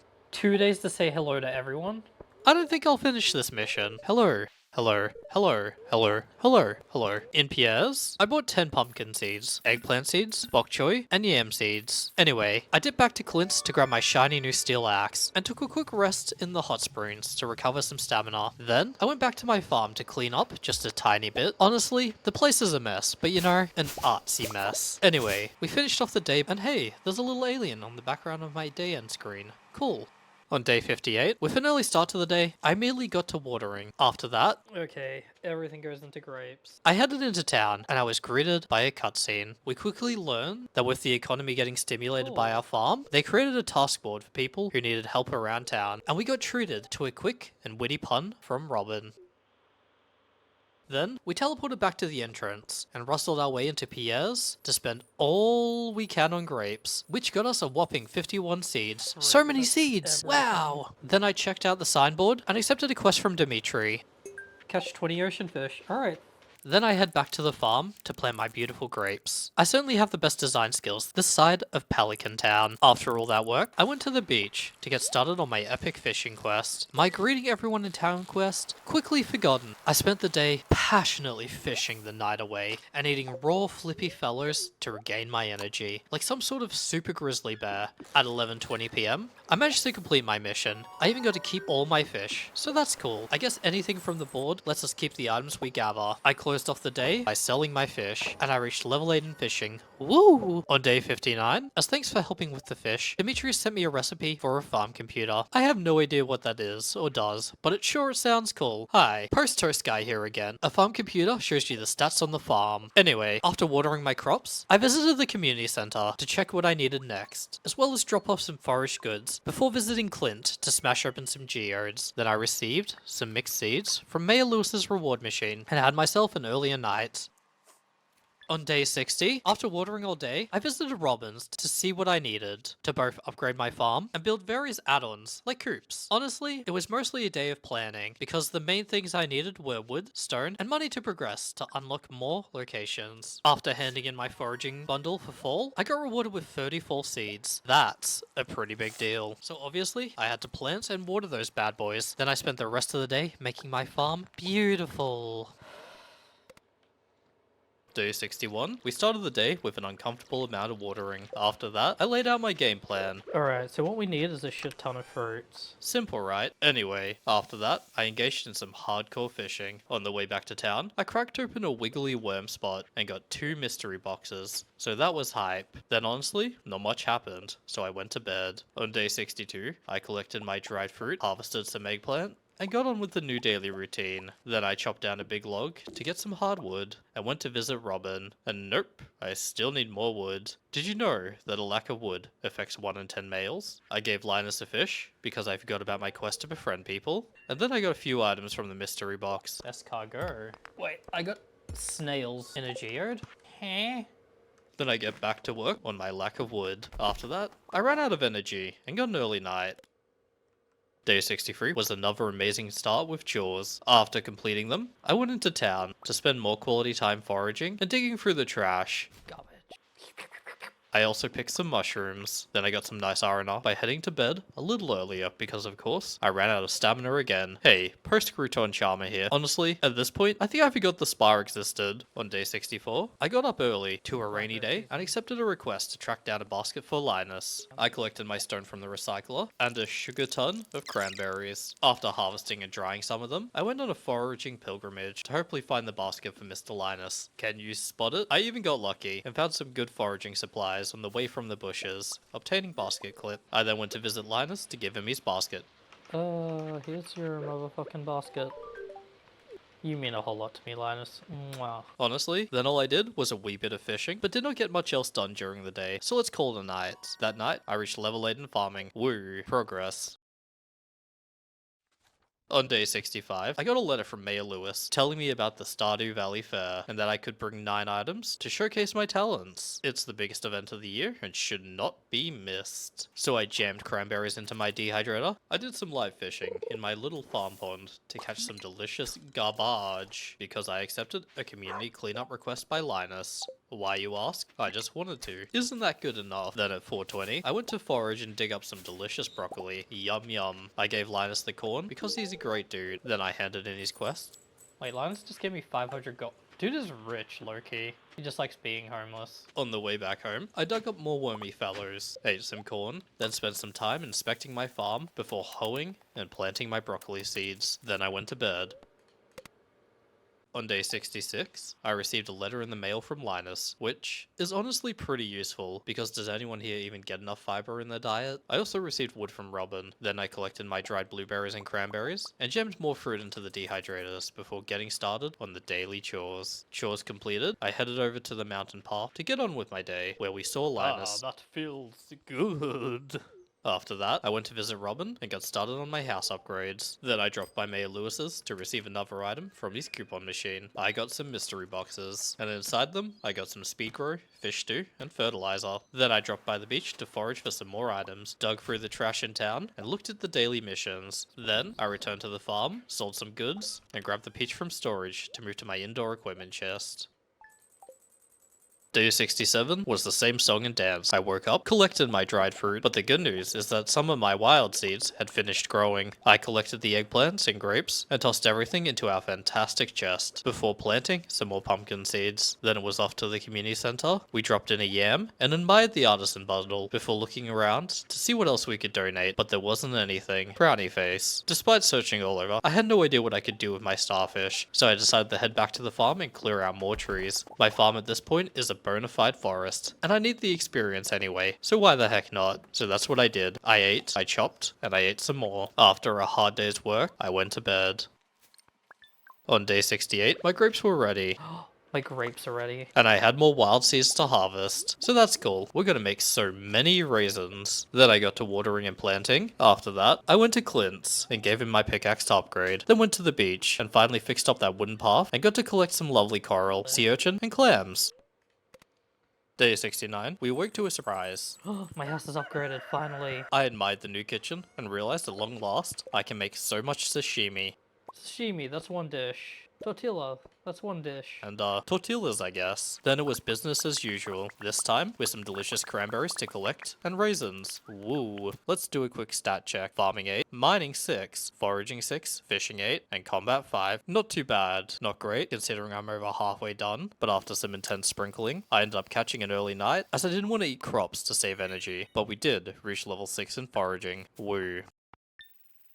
On day 70, it was of course another rainy day. My pickaxe was ready, and I learned how to make trout soup from the TV. I also got to harvest some pumpkins. Of course, I collected more of my cranberries and jammed some in the dehydrator before planting some more fall foraging seeds. We went into town to check the board, and Gus is making a dessert. Shane tells us the weather makes him thirsty. Just open your mouth, dude. Then, I finally collected my new, shiny steel pickaxe from Clint, and dropped by the mines on level 80 to start collecting more yummy gold to upgrade my gear, and also do a little bit of fighting. Then I realized I have had bad luck on progressing, as it was taking longer than I am used to. I found a prehistoric axe in the dirt, and gave that to good old Gunther. God, he's such a G. Then I dropped by the Star Drop Saloon to give Gus his plum, and he was very thankful. He told me to tell you he actually loves escargot, because he's weird. Then I chucked some gold ore into the smelter, and collected my bars. Then I went to bed for the night. Day 71 was another rainy day, and that's frickin' awesome. I harvested some broccoli, corn, and a sugar ton of grapes. Then, I received mail from Mayor Lewis. His letter said that I won the Best Neighbor Award, and I received 500 gold. Woo! I also received a reminder that the Stardew Valley Fair is happening tomorrow, and I need to make sure I have all 9 items ready. I dropped by Robin's, but didn't have enough wood. But luckily, I did not need to spend 14 hours watering, which means I can gather as much wood as I need to build a coop as well. So that's pretty exciting. After some wood gathering, I went back to Robin's and ordered my coop. Hell yeah. After placing my coop, I donated to the community center and got some cake and a lightning rod. Then I go to give Carolyn the cake. God knows I'd like to eat her cake. Caroline. Caroline. Caroline. But anyway, I went on back to my farm with my brand new lightning rod. Now Zeus can never strike me down. Mwahahaha. In game though. In real life, he's just waiting for a chance. Then I pat my dog and catch some sleep. Having reached level 9 in farming. Woo. Day 72. It was time. Time to show the efforts of all the works I had done thus far. But first, I had to water everything. Now that that's done, I organized my items with bated breath. I had planned everything to perfection. I approached the stand of the fair and gently placed the items down. Behold, the most perfect display of items you could possibly conceive. From top left to right, artichoke, corn, grape, fish stew, cake is the centerpiece, escargot from rocks, dried cranberries, raisins, and dried spiceberry, I guess? I don't really remember. Anyway, after putting up my display, I went to go have some fun. Here's what I did. I played the slingshot game, where you got to smash various targets in a set time. I gambled, did some fishing, and because it felt pretty efficient, I fished a lot. Anyway, more gambling, more fishing, gambling again. Bought a star drop at the Valley store, got a prize ticket from the store, gambled again, gambled a little bit more, brought a rekt, gambled again, kept gambling, talked to Clint, talked to Marlon, purchased a glowstone ring, changed over my display, Is quality the deciding factor here? and finally, I was ready for Mayor Lewis to judge the stands. Dramatic music. And I won. I received 1,000 star tokens as a gift, checked out the petting zoo, and finally went home to sell the amazing display items and try on my new epic ring. Holy shit, I really glow now. We had a chill start to day 73. I headed to Mayor Lewis's and received some yummy Star Drop tea, which I think gives maximum possible gift approval to whoever receives it. So I hand that to Carolyn because damn it, she's perfect. I also accepted a quest to deal with the excessive fish population, once more from Demetrius. This time, I was hunting for the albacores. Then we head back to the farm to get some wood. Of course, we see Robin on the way doing her work. Then I made a seed maker, so now we can make seeds from harvested crops. So I chuck my starfruit in there, as it's more rare, and getting more of those seeds would be awesome. Then I head down to the beach to get some fishing done, and Willie embraces me behind before pulling out his rod. Anyway, some platonic fishing with the homies ensued, and after fishing the night away, I sell my goods and I head to bed. Day 74, I receive a pink cake from my mom. Hell yeah, pink cake. Anyway, after receiving the cake, I harvested my grapes and cranberries, and I stuffed them all into a dehydrator. Then, I went into town and accepted a quest to kill a Splatoon character, located down in the mines for a reward ticket. While I'm on the way, I'm pretty sure we're not killing like an inkling, but rather a big floating moon. So that's the thing. So I went to the mines, and I guess that maybe the squid kids would be on floor 90 plus. Then I fought my way down through the floors. After dealing with that, I then headed over to the wizard to let him know that the job was done. Mission completed. I was free to live, laugh, and love. Then visited Mayor Lewis to redeem a brand new bed. Then I went fishing. Just a little though. On the way back, I found a copy of Jack Be Nimble, Jack Be Thick, which gives 1 additional defense when read. Anyway, I teleported back to the farm with another one of my amazing totems, and went Betty buys. Day 75, I received 2 letters from Carolyn. One gave me the recipe for parsnip soup, and the other was requesting a pumpkin for the upcoming Spirit Seed Festival. So I grabbed that pumpkin and read my Thick Jack book. Then I collected quests from Haley, because she says she will heart me forever if I bring her a wild plum. So we'll do that. But first, I drop off the pumpkin to Carolyn. Then I catch up with Haley. I also drop by the community center and finish off the fall crop bundle, and in return, receive a nice little bee house. That's nice. I then check how many albacores I need to catch to finish off the mission for Demetrius and get started. And hoo boy, unfortunately, we didn't quite get there, as by the time I got back to the farm, it was 1 AM and super late, but soon I shall have my vengeance. But for now, it was sleepy slept time. Day 76 was the usual ritual of dehydrating my fabulous array of fruits and watering. Then I stopped by the community center and once more realized I could have done this with melon. Then I went back to my farm to place my beehive and try to make some melon seeds to see if I can plant them once I get my greenhouse up and running. This does not go well because I need melons or parsnip to complete the greenhouse. Then I went back to the community center and finished off the Vault community bundle, and in return I received a crystallarium, which lets me insert a gem of my choice for it to replicate copies of, as well as 30 quality fertilizer. Rock and stone, brother. Then we got a wee bit of a surprise from our funky fruit friends. Then I dropped on by to the beach and did some fishing to boost my little old spirits, and finish off my overpopulation quest to get that sweet prize ticket, which awarded me 4 quality sprinklers. I also placed down my crystallarium, tried to load it with a prismatic shard, which sadly did not work, so I chucked a diamond into that bad boy. Then we went to bed, and the Juminos had a nice surprise for us. Day 77, we had some big ol' returns on our seeds, all our grapes had flourished, as well as our wild seeds, and so much more. Things were coming up loaf, man, that was for certain. So you know I collected those bad boys, and dried out some more grapes, as well as placed some sprinklers to make watering go a little bit smoother in the future. Then I grabbed a special item that will help us for later, and headed over to the desert. Pam, how do I take the bus? Oh. And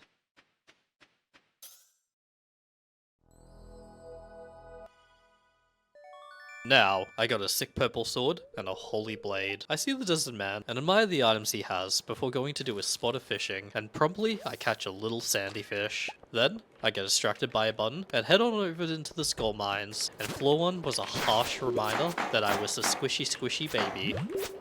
I'm already getting no-dipped by this. Anyways, I smashed some barrels, got some tasty loot, and pushed on. I'd at least like to reach floor 5. This is kind of embarrassing. But then, the gods smiled upon me, and I found a hole, I fell 7 levels. and engaged in intense combat. At floor 10, I experimented with something that would be cool. I'm probably wrong, but this looks like it's bombable. I was incorrect. On floor 12, I got a meter mummy and got a book called the Monster Compendium, which gives monsters a small chance to drop double their loot. On floor 13, I found another hole. Woo, holes. And honestly, it was pretty smooth sailing from floor 21 onwards. At midnight, I decided to use my farm totem to return home, and then it was straight to bed, this time sleeping in my fancy new bed. Day 78, Emily dropped by in the morning. Hi Loafman, good morning. You seem to be doing well. The farm looks great. Did you know that you can use cloth to tailor all kinds of clothes? All you need is access to a sewing machine, and I have one at home. Feel free to swing by and use it. Okay. Start tailoring.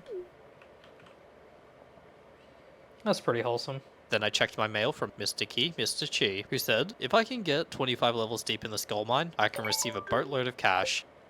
I literally just made it to floor 25. Then I head into town to visit the community center and to inspect our fish requirements, as well as drop in my sandfish. Then I inspected Emily's sewing machine and got started with some sick nasty fashion design. I tried on some different outfits before heading on into the desert. I dig up a dig spot and go check out the store I found. She sells some cool stuff. I mean, I kind of want the starfruit seeds. Anyway, I picked up a coconut, then went to visit the mines with my inventory way too filled. Honestly, you know how the mines go at this point. I go in and get my butt whooped, and I lose some real good items, as well as some self-esteem. No! Fuck! God damn it, I'm terrible at this game. What did I lose? Surprisingly, that was the worst case scenario of everything I could have lost. And I lost it. So fair enough. But on the plus side, I made my way to the community center to drop off a cactus and got some food, and then I come up with a game plan. I think what I am going to do is I'm going to get a shit ton of bombs. And after all that work, I tried to make it to Clint's, but it was getting late. You know, if I go north, I'm not going to make this, am I? I believe, even if you can't do something, you have to try. And we made it just on the dot for closing time. Damn it, Clint, let me in. Let me in. So we go to bed defeated and humbled. Day 79, even though I got my butt kicked, Mr. Chi did indeed send me the 10,000 gold for my previous accomplishments, so that's nice. Then I got to harvest my cranberries and move on with the day. I go down to Marnie's farm to say hi, and she wasn't there. The devastation, the emotional nightmare. Oh well, I take the Minecraft into town to say hi to the Clint Master and process my geodes. I receive a warp totem for the beach and some gems. And of course, I run out of space, so I need to do the shuffle between Clint's and the museum, but I gotta sell so much. Anyway, I get distracted by going to see Robin, but then Sebastian gets uncomfortably close to me. Sebastian, you're fucking weird, dude. Then I stop by the Adventurers Guild to check out what they have on offer, and I see that I can recover some items, so I pay them to get my lovely gold bars back. I keep pushing down to gather some more wood when I discover something. Oh, it's like a quarry. That looks like that has a shit ton of stuff. And after all that Alrighty. hard chopping, I head to bed to catch an early night. Day 80, I receive a letter from Marlon. Thanks, Marlon.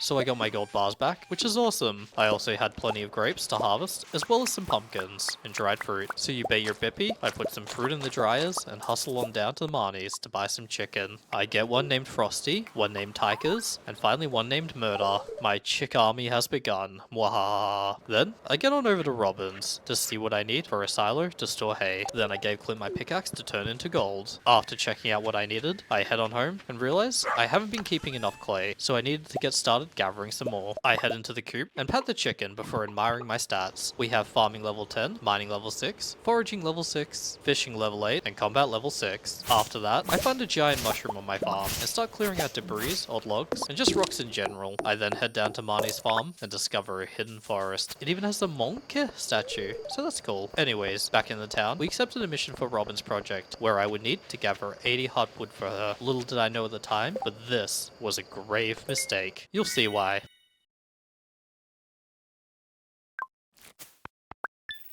Day 81 starts as usual with some dried fruit and my lovely crystallarium producing a diamond. Ain't that sick? You know what they call me? They call me the Big D-Man on account of all my large diamonds. But now, the struggle to find hardwood begins. Do you know why? Because I cleared out all the hardwood around me on the farm already. But I am committed, tenacious, and focused, like the majestic Pam on the beach, digging in the sand, trying to find a beer. Anyway, I collected some mushrooms and chopped down some trees, all the while pondering if I should join the Joja Mart. After all, they're not Pierre, and I think that's a good thing. At this point, I have completely forgotten why I am gathering wood, but I'll probably need it for bedazzling my workshop. Anyways, I made it to the little secret forest, fight slimes, and collect hardwood. Then, I noticed there is a secret area in the woods, so of course, I struggle to get inside there, but eventually, I make it in to get the sweet, sweet lumber. Anyways, after a hard day of chopping, I return to the farm to organize and store some stuff before going on the prowl around town to see a... Is that a fucking possum?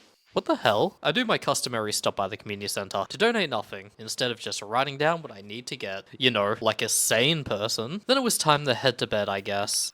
Day 82, my golden pickaxe is ready. I don't know how I realized that my tools are ready. I don't open my letterbox. I'm just psychic. But then again, I think Clint maybe mentions the days that stuff is going to be ready. Still though, big text box. How do I trust you? Anyway, on the farm it was the same routine. I harvested my crops, checked the mail, and saw that Marnie has something called an auto grabber, which collects pet items, so that'll be useful. I drop into the coop, pat the chickens, and drop off their food. Then I go down south to Marnie's farm again, and see the rare trader lady. I decide to pick up a copy of Mining Monthly to boost my mining XP, so that'll be helpful. I also grab a juicy cockle and a rare crow. Then it was off to the little secret woods to gather more hardwood. After that, I dropped by Clint's to get my pickaxe and open a mystery box I found in the woods. Then I head to Robin's to drop off the wood.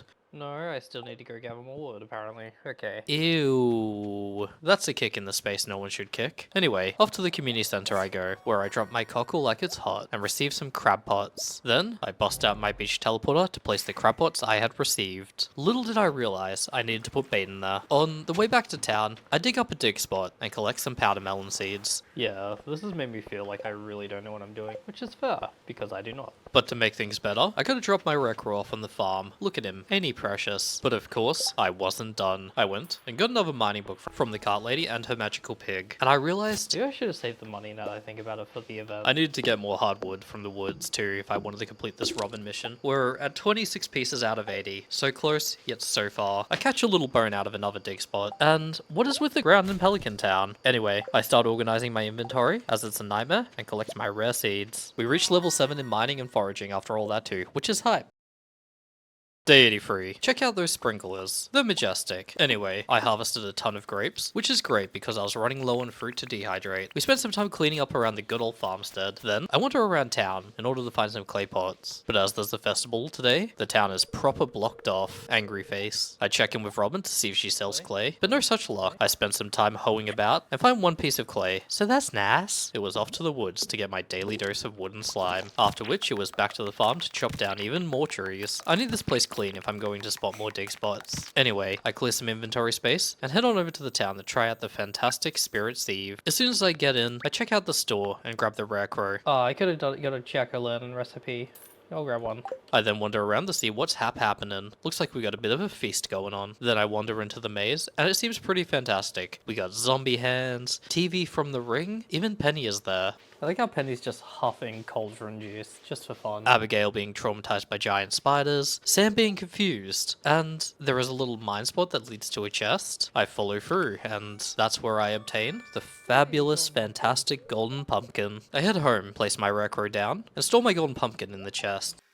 Day 84, I realize I won't be able to complete Robin's challenge, but that doesn't matter because we got cranberries and corn and grapes and raisins, and oh my god, is that honey? Yes it is. How exciting. Anyway, I of course visit my lovely chickens and collect their eggs, then smelted some iridium and copper. Then I go to visit Clint and drop off my watering can with him because this baby is long overdue for an upgrade. I also donate some bones to the museum and head on over to the mines. After some sick nasty mining, I get to go home, the greatest place ever, and sell all the junk I picked up. Afterwards, I check out the Adventurers Guild and see that I can claim a reward from good old Gil, an insect head.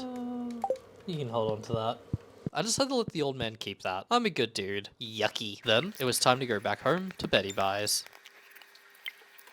Day 85. I find my pumpkin rotted inside overnight, which sucks. But I go outside, and winter has come. So it was time to collect my dried fruit and dehydrate them some more, as well as clean up the farm around the sprinklers. After all, I had some powder melons to plant, and now that all the trees are dead, I can chop them a bit more easily, which is awesome. Cleaning a farm is hard work, gotta tell you that honestly. But the best way to tackle a problem like that is to chip at it a little every day. While cleaning up, I found a weird little pillar. I have no idea what this does. Does anyone know? Please let me know. After a long day of chopping, I visited my chickens to drop off some more food and organize my inventory. Look at all that wood. I'm the wood knight. And then it was time for Betty Buys. A pretty productive day all up.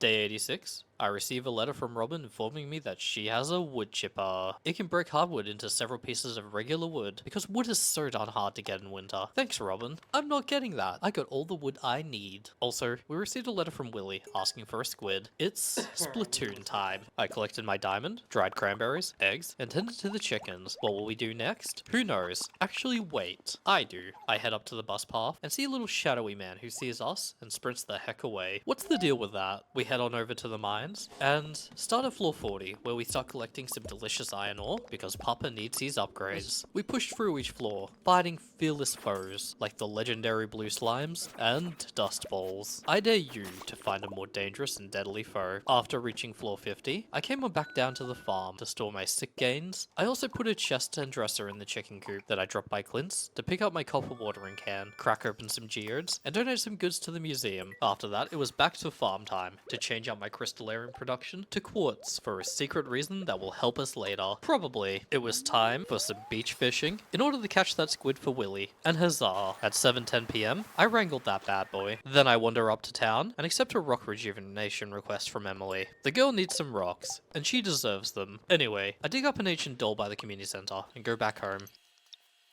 Day 87. I collect some quartz from my crystallarium and smelt some more iron. It's a snow day, so that's pretty dang exciting. Then you know I hold my booty over to Robin's because we got enough clay from a geode. At long last, our chickens can have all the hay their little hearts desire. After that, I visit Penny and immediately sneeze as soon as she approaches me.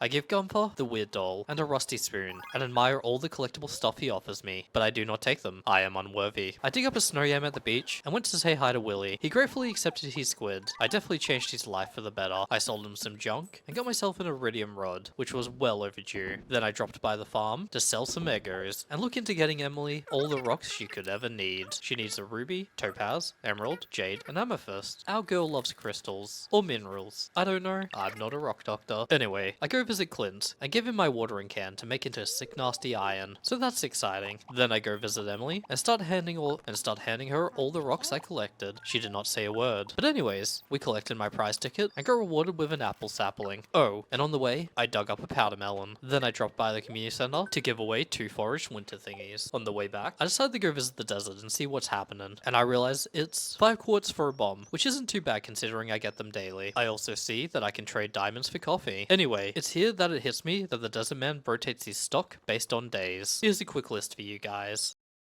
Disappointed? I head on home and plant my powder melon seeds and apple tree. Then, it was back to the mines at floor 40 for some more ore gathering. Gosh, this day is so productive. I'll probably never be this productive in real life. And of course, on this epic adventure, you know I fought the soot sprites, because they were too cute to be left alive. Why do I spend so much time in the mines, you ask? Well, I think it's because I want to level up my digging and combat skills, so the skill mines don't slap me into the dirt again. Great question though. Have another question? Leave it below or something, I guess. Not because I defy my self-worth, worth by making strangers on the internet happy, but because, yeah, anyway, I dug up some rocks. I'd like to tell you this mine run got more interesting than smacking bats with a sword and smacking iron ore, but it does not. Anyways, I made it from floor 40 to 54, and after kicking some slime gyat, I rushed home and made it to bed at 1:40 AM. I reached level 7 in combat too. Woo.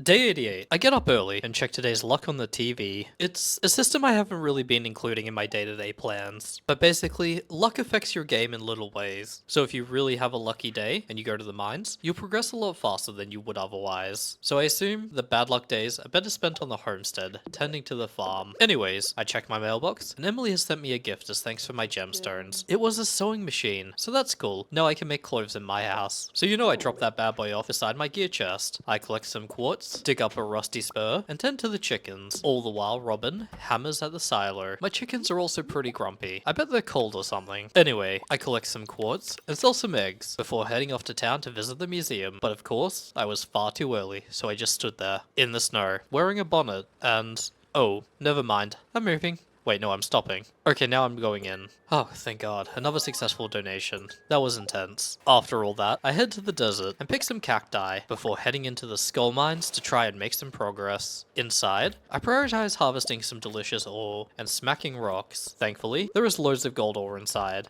and I get the joys of experiencing the mummy apocalypse. At floor 10, I decide to turn back and say hi to the desert trader, purchase some warp totems, in order to make it to the desert early for when I need to go ham on the grind. I then head on back to the valley to collect my quartz, and visit Marnie to buy even more hay and a heater, because my chickens deserve to be warm this winter, dang it. I hustle over to the coop and place down the heater to toast my chickens, and move some eggs into the chest. I then sell all of my loot and rocks, before jamming some of my tools into my equipment chest, so I can better progress in the mines. Day 89. I get a notification that my watering can is ready, so that's on the agenda. The first thing I do is collect my quartz and warp to the desert. I'm a man on a mission. I'm here to see how far down into the skull mines I can go. Floor 1. I encounter a ton of slimes, both big and small, and smack them with the ferocity of a man who forgot to take his morning dump. I do some quick digging and kill enough slimes. Then one drops open a ladder. Floor 2. A flying snake starts harassing me, and I gently whack him in the face. But shortly after, another one arrives while I'm trying to dig up a ladder path. Already, my health isn't looking good. Floor 3 is pretty peaceful. I go around and dig up rocks until I find the ladder quickly. Floor 4 is much larger. I drop a bomb to clear some space and start mining by hand. I snack on some field food and algae to raise my stamina and health, but then the screen turns purple and the snakes come. It's there I discover my superpower of left clicking really fast, and success. One dropped another ladder, down to floor 5. It's a lot chiller. I dig rock and smash barrels and get a tempered broadsword, so that's cool. Nowhere near as good as the holy blade though. I humble a few chunky jelly slimes and press on to floor 6, where I bust out the bombs to do some quick clearing and keep hammering away. I quickly encounter a mummy and smack him to pieces with the holy sword. Mwahahaha. Then I no diff a snake. I'm starting to get better at fending off these monsters, so that's progress. And it takes a lot of time of digging to expose the next ladder, where I arrive on floor 7. I'm starting to suspect I have not had the best luck at this point in time, but I quickly expose the ladder and gather a ton of rocks before ducking down to the next floor. On floor 8, I meet a ghost who very much hurts me emotionally and physically, as well as some mummies. I managed to take care of the mummies, and the ghosts take a bit longer, but thankfully I can mine gold ore between hits. After he's dealt with, I clear the floor and find the ladder to floor 9. Is that a fucking dinosaur? I merely smack that dinosaur up and collect its egg. Huzzah, that's some good protein, surely. After killing, I go down the ladder and get the heck out. Floor 10, I drop some bombs, kill a snake, and get lucky, and find the ladder. Floor 11, progress ain't great, but I'm certainly progressing. Despite snakes attacking me, I keep digging for that ladder. Seems like I'm getting a mixed bag of my progression, honestly. But with all that stone, I can make as many staircases as I need. Floor 12, I found some amethyst and more iron, and luckily exposed the ladder right away, so it was time for floor 13. I pushed on and hit a lot of rocks, and by a lot of rocks, I mean a lot of rocks. But I made it to floor 14, where I promptly turned around and went back upstairs. I did not make great progress. What I do is exchange my Omni Geodes for some desert warp tokens. The importance of luck has now been cemented into my brain. I also go buy some cheese, cause cheese. Then was back on the bus to return to Stardew Valley. I trashed some items to make room for some holly. I also chug a coffee. Speed! before dashing over to the community center to do yet another Epic Gamer donation. Turns out holly isn't a winter foraging item, but thankfully I can drop off my cheese and cloth into the artisanal bundle. Given I was running at lightning speed, I rushed back to the farm to store my goods and catch Betty times. I also checked the fortune teller, and the spirits were displeased today, which explains why I made such little progress. Frowny face. Day 90. I get up and check the fortune teller on TV. It turns out the spirits are mildly perturbed, so they're not doing great overall, I guess. I head on out and check my mailbox. I got a request from Clint. Ahem. I've got an unusual request. Could you keep this a secret? I want you to deliver an amethyst to Emily. It's her favorite stone. Tell her it's from me, Clint. Oh, okay. A man in love with no confidence? We love that here. I'll do it. You bet I grab that amethyst right away, as well as my quartz, before tending to the beautiful and majestic chickens once more. Fair enough. We all want the manic pixie dream girl. That's just classic Clint. Anyway, I made my way into town and waited for Emily's home to open up, like a lunatic. As soon as the door is unlocked, I make my way inside, and... Oh. Great, everyone has this stone. Now close your eyes and take slow, deep breaths. Focus on your lungs.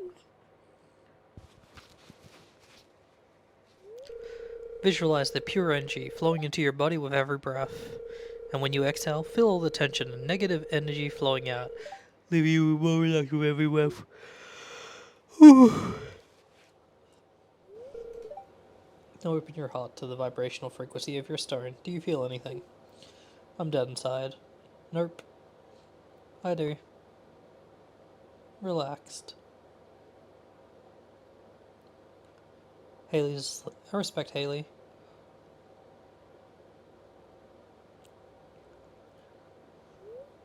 Looks like the gem stones were put to good use. Hey, they did a great job, I think. So, everyone teleports away apparently, and Emily is in her room. So I sat in the kitchen, jumping on and off the stool, like a sane human being, before deciding to come back in a bit, and on the way, I pondered what it was like for Abigail.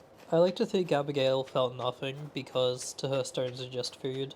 It's like meditating on pizza, which actually sounds pretty damn sick. I drop off the egg for Gunther, make my way back, and nope, Emily was not available. At least let me knock. So then I sit at her dining room table while I wait. Like again, a normal person would do. I love walking into people's houses and just sitting there in total silence while waiting. Disclaimer, do not do this. Anyway, I go AFK in real life. And they come out of their rooms, completely oblivious to the green man sitting at their table. I come back and say hi to Haley before chatting to Emily. She asked me about being hot pot, so I gave her an amethyst, and she gave me a smooch. Oh, she just gave me a smooch. Oh. Oh no. And now that she did that, I cannot stop thinking about her. She likes being hot pot. After that, I head on to my farm to sell some slime and collect some more quartz. Then I start cleaning up the huge mess that is everything. I even drop a few bombs, because really, isn't that what modern farming is all about? After a long hard day of chopping wood, I head on off to bed. Day 91, my still watering can was ready, so that was hype. I checked our daily luck, and the spirits were mad. So I went outside and met Pierre. And I have some exciting news. I'll be selling a new seed varieties in my shop next year. I should have one more per season, that's all I wanted to say. Have a good one. Oh Pierre, you're such a beta male compared to me. After that exchange, I checked my mailbox, and I received a letter telling me about an ice festival tomorrow from Mayor Lewis. The festival is going to happen outside Marnie's farm. Then I get on to business, and pick up my eggs and pat the chickens, before pondering what I should do for the day. So the spirits are displeased, so there's no real point in mining, probably. I guess I could fish. I then go to visit Clint, and while waiting for his store to open, I do a quick spot of fishing. Then I drop by, and decide to upgrade my watering can to gold. I open some loot boxes, where I get some limestone, seeds, and a warp totem for the beach. Hey, totems, let's go. Love toes. I then stop by the community center to collect the riverfish bundle. I got 20 bait as a reward. I am a rich man. I come say hi to Robin to look at more construction options. But honestly, Seebs. 65? Okay. Fuck you, Robin. Then, I go to visit the train station and smack some stuff around. After some cleaning up, I return to the farm. Well, I just destroyed a peach tree, like a fucking idiot. But thankfully, I ended up finding the sapling it dropped and planting it. You know what? If it grows back, it grows back. That's pretty sick, actually. Anyway, after I plant my powder melon seeds, I realize I in fact cannot plant mixed seeds. Then, it was time. Alright, time for a little bit more deforestation, I guess. Honestly, it was pretty chill. I even cleared some grass to get more hay for the chickens. Woo, yay. And while I'm at it, with all this wood, I decided to make a sugar ton of wooden fences and some gates. That's right, it's nearly time for our third goal, farm dazzling. I also take the opportunity to move my scarecrows and clean up a dead plant that has been there for an eternity probably.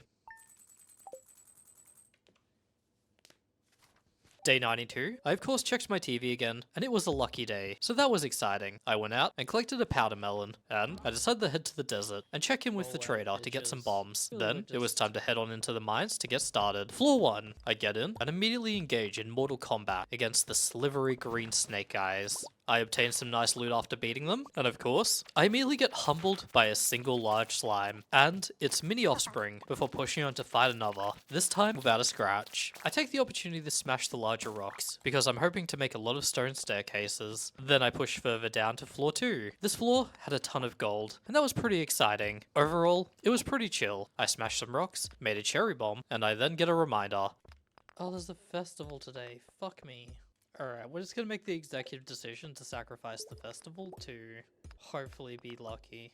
After I come to the conclusion that heck the festival, I make it to floor 3, where I drop a bomb and immediately expose the entrance to floor 4. Now floor 4 was a bit of a doozy. There were big slimes that when I started fighting them, purple fog snakes appeared. But luckily for me, the slimes dropped a ladder down that saved my life. Floor 5, I ate a purple mushroom, dropped a bomb or two, and got tormented by a pretty mean ghost. I decided to commit to progress, where I fell down 8 levels to floor 13. I landed right beside a big slime, and introduced him to my wacky purple fork of death. Then, I smashed open a box, and got some sick sunglasses. This will be relevant later. Oh yeah, I also exposed the ladder down to floor 14. It was almost 12, and I had made it 14 floors. This was good, but not good enough I felt. I fended off some more snakes, and smashed some crates, where I obtained a fake muscle t-shirt. I took the time to mix and match my outfit a bit, and I think we landed on a good look. You might not like it, but this is what peak male performance looks like. I cherry bombed the floor a bit, and smacked some big stones before going down to floor 15, where I immediately fight a ghost, smack a ruby rock, and drop some bombs like a lunatic, exposing the next floor, and a ton of geodes.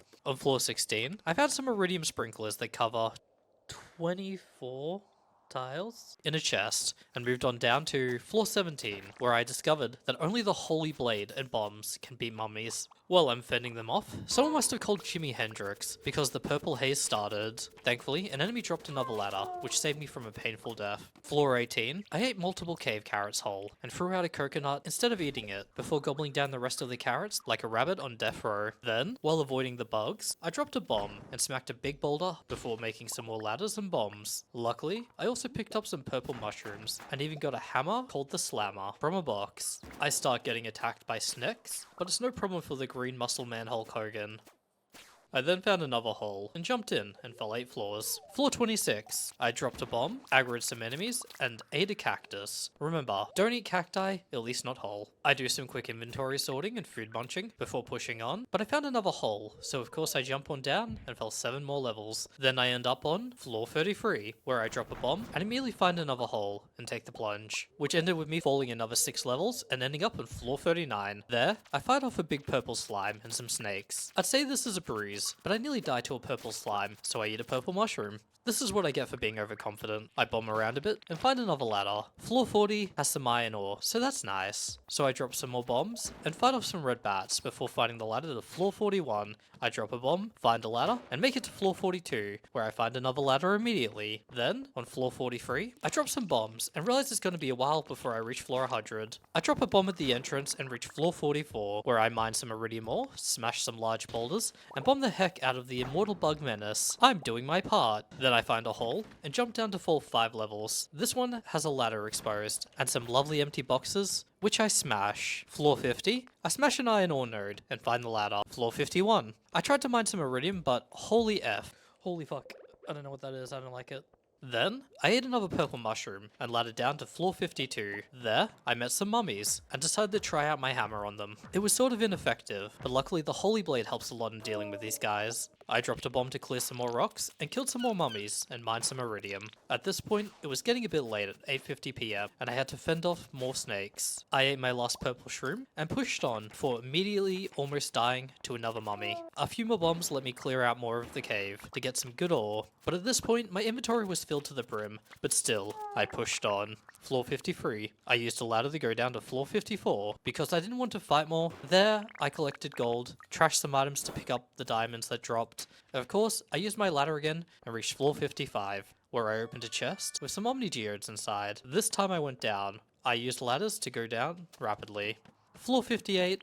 I mine a bit and head on down to floor 59, where I mine some more and drop my stairs down. On floor 60, my bombs expose a ladder, and I avoid the mummies inside. I decide to drop more bombs on floor 61 to collect some loot before heading down to floor 62. At this point, I travel along the railway, but decide to ladder down again, really hitting the acceleration here. Floor 63, I bomb and smash a large boulder to collect more stone. Smack a barrel and take the stairs down again. Floor 64. I drop some more bombs and smash some boulders at this point. I have become deaf, destroyer of mines. It's here that the fatigue is starting to hit. As it's 12 now, I mine some iridium and go down to floor 65, where I mine some iron and fight off a snake to go down to floor 66. But as I'm nearly dead, I eat some cave carrots and mine the gold ore in front of me. It ain't easy being this macho, but I pull it off magnificently. As I progress down, I encounter some purple bats that dropped a bit more iridium and some more ores and snakes. At this point, it's 1 AM, so I fend off those guys and take the beach totem back to the beach. And look at my health. That is so damn little. I limp back from the beach, and time marches forward, but I was too slow because I make it to my farm and promptly pass out, having reached level 8 in mining, where I can now make mega bombs. Day 93. My gold watering can is ready. I do some quick inventory sorting and see that the spirits are neutral today. So I take the time to harvest some powder melon and get a note from Harvey saying he charged me 1,000 gold to treat me last night. Little weird that he was outside my farm at 2 AM, but hey, I get it. I place another chest inside my house and drop more gear into it before I start using my powder melon fruits to make more seeds. While that's happening, I struggle with my iridium sprinklers, but thankfully I don't need to use them yet. I plant my melon seeds, smelt some copper and iron ore. Coffee time, bitches. Take the cart into town to see Clint. I check out the Mega Bomb recipe, and luckily it seems fairly cheap, as Clint hasn't opened up yet. I do some live fishing while I wait. After I make my way inside, I take back my watering can and start smashing open my Omni Geodes to reveal a wide array of shiny rocks. And you know what we do next. We do the donation dance with Gunther before going back to the farm and sell some more rocks. And after smelting some iridium, I then drop by to see my chickens and note that they made me a lovely egg pyramid. So I give them all pets and get feeding. Then it was back to Mr. Clint's, where we popped open yet more geodes. Then I donate to Gunther once more and collect all the items I had pending to collect. It was almost time for Project Bedazzlin', and used for bedazzling.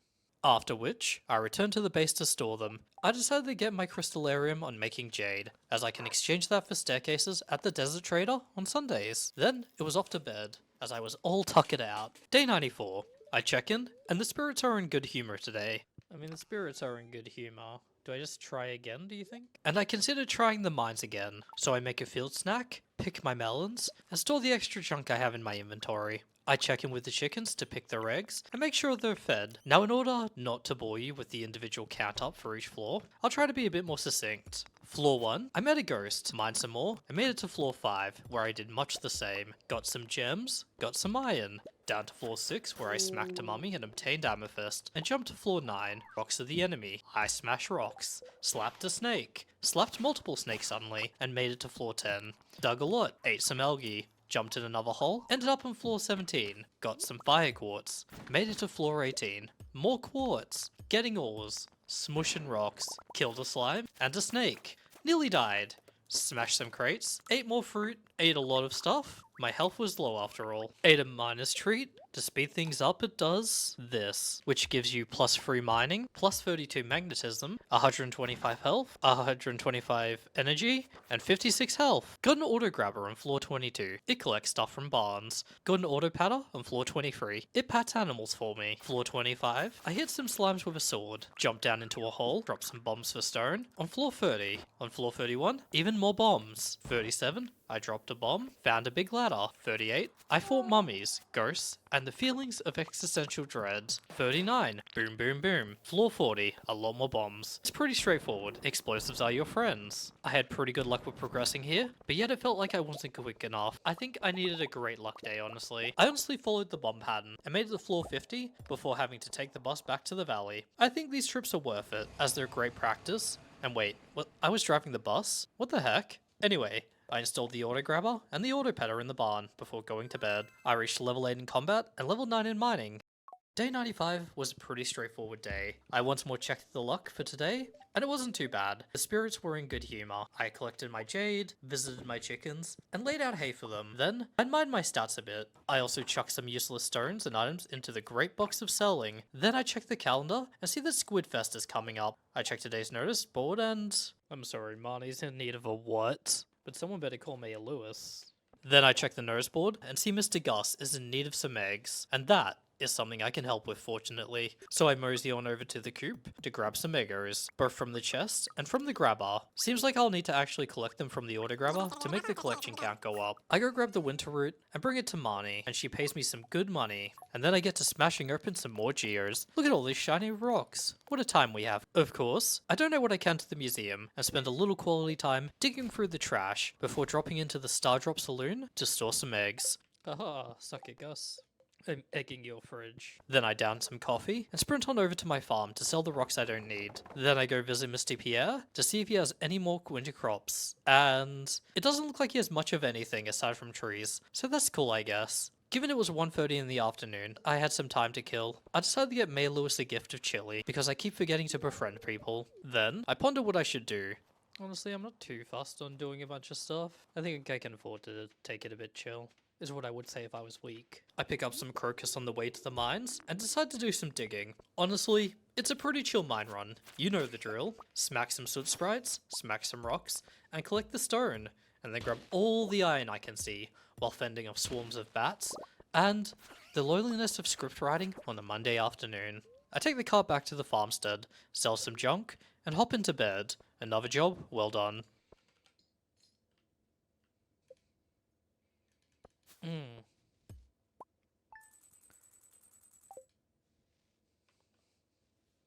Day 96. The bookseller arrived in town. I go out the door to talk with a friend. Sup, Gunther? Or good morning, Mr. Loafman. I hope it's not too early. Well, I just wanted to stop by and say thank you for all the wonderful artifacts. You've done so much. I just received a letter from the office. We're being honored with coveted golden shovel for our significant contributions, and it's all thanks to you. Well, I should let you get back to work. Thanks, Gunther. Oh, I almost forgot. I have a gift for you. It's an old key that has been sealed in a museum vault for at least 100 years.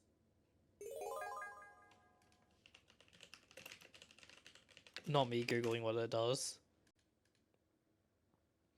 Used to enter the sewers. I receive a fabulous blue letter from the wizard. I get a notification. Squidfest has begun. I check on the egg mission for Gus's status and get a little bit indecisive on what direction I should go. I forage some crocus on my way into town. Then I drop off the crocus and receive winter seeds and a cute little cutscene of the winter bundle.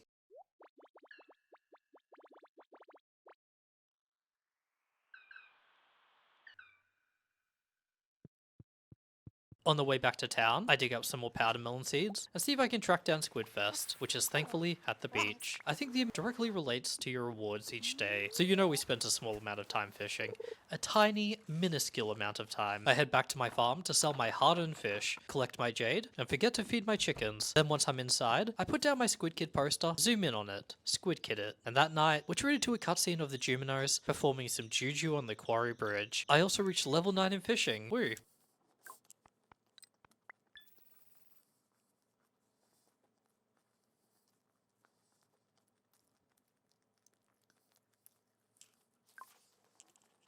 Day 97. We see neutral luck with the spirits, so I head on out to check on my chickens. They're all very grumpy. Then I mosey on down to Squidfest to do some epic squiffing. That's a word I made up to mean squid fishing. And after a lot of fishing, I finally caught my first squid of the day at 11:50.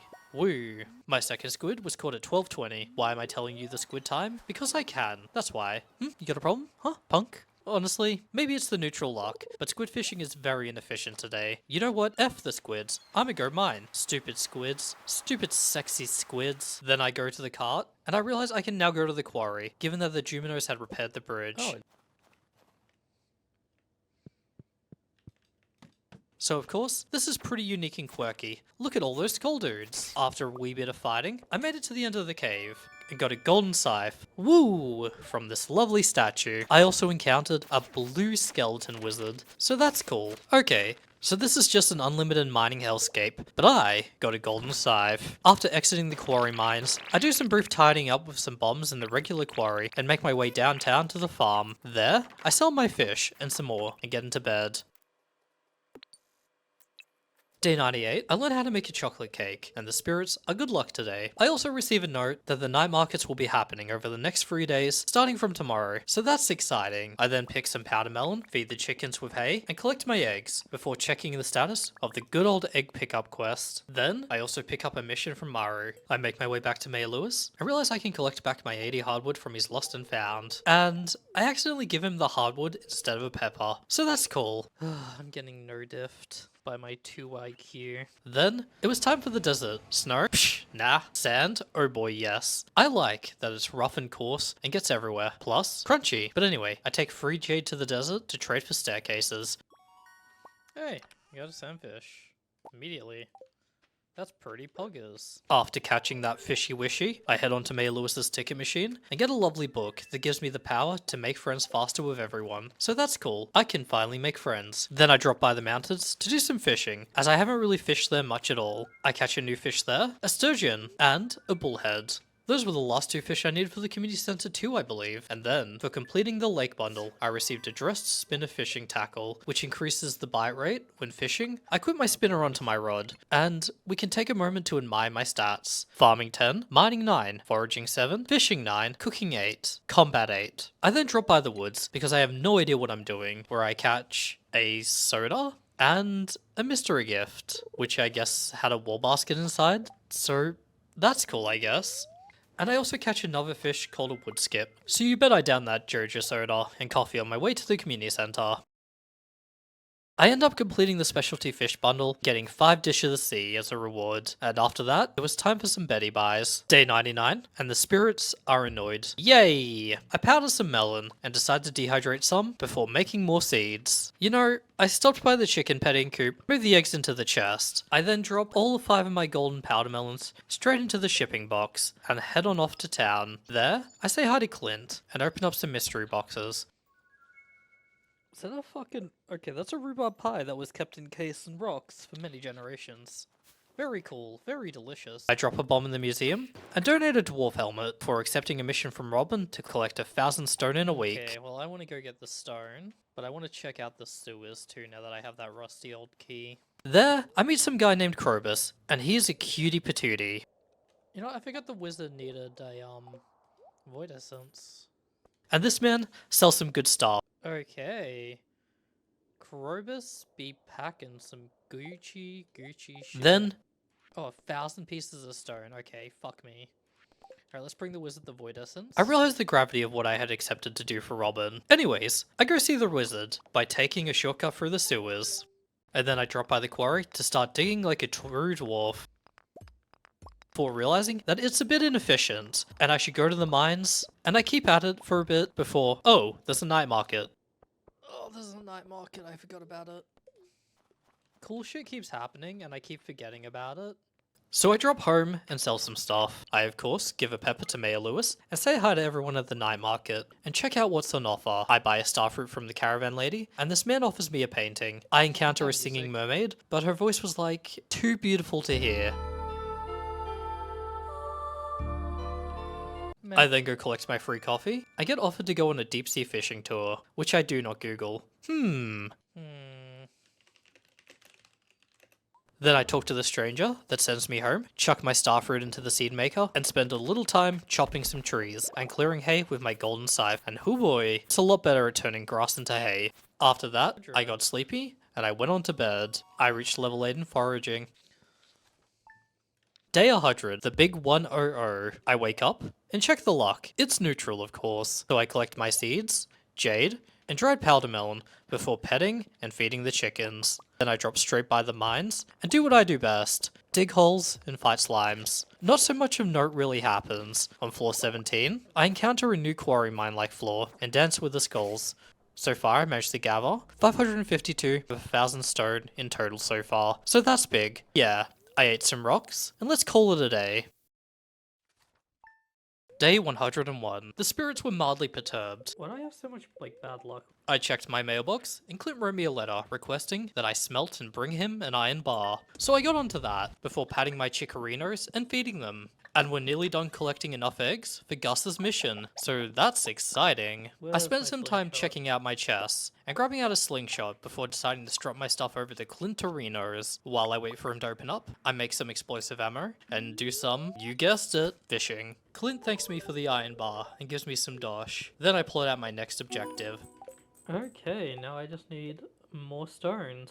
And head to floor 45 of the mines to smack a soot sprite and get harvesting on the stone train. While digging through the tunnels, I also try experimenting with the slingshot and explosive ammo. And honestly, it feels weird as heck and a little inconsistent to use, but I think that's all just a skill issue. Honestly, I'm not too sure what to show you here. I do a lot of digging and a lot of fighting. After clearing floor 63 of monsters, I get tired and decide to head on back home, where I gathered some jade, smelted some iron ores, and did the world's most abysmal inventory organization. Look at these chests! Then, it was 1:50 AM, and I decided to pass out right beside my frickin' bed. Yeah!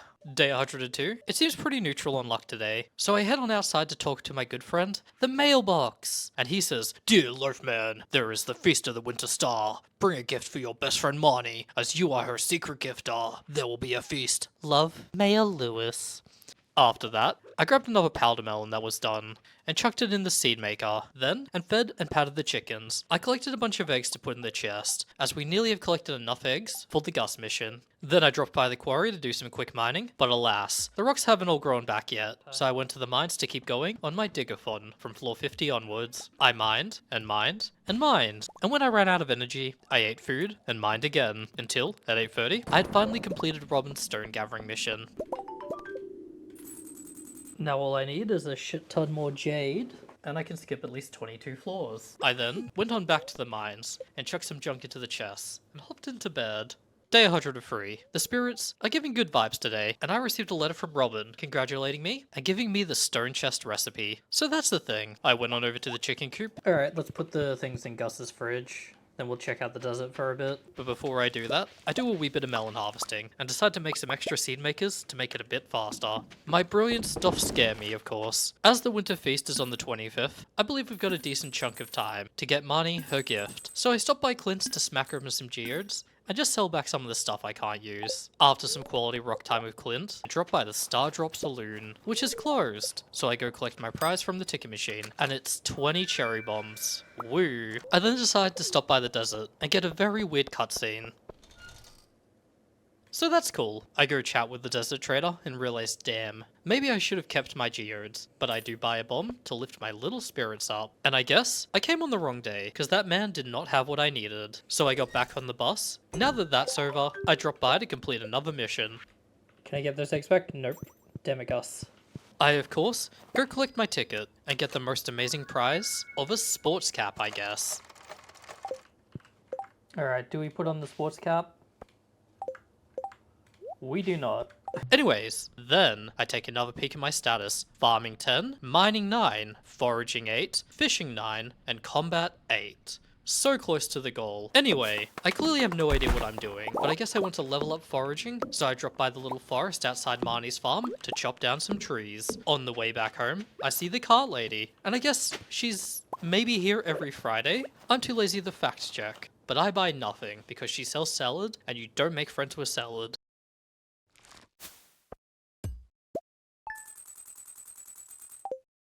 Day 104. The spirits are in a good mood today, and that they're super happy, and I'm like, okay, we gotta go straight to the thing. I receive a fridge in the mail from Gus, collect all my grown things, and you know what? As a special treat, let me try to focus more on showing, not telling for today. So enjoy this narrationless journey in the Skull Cavern.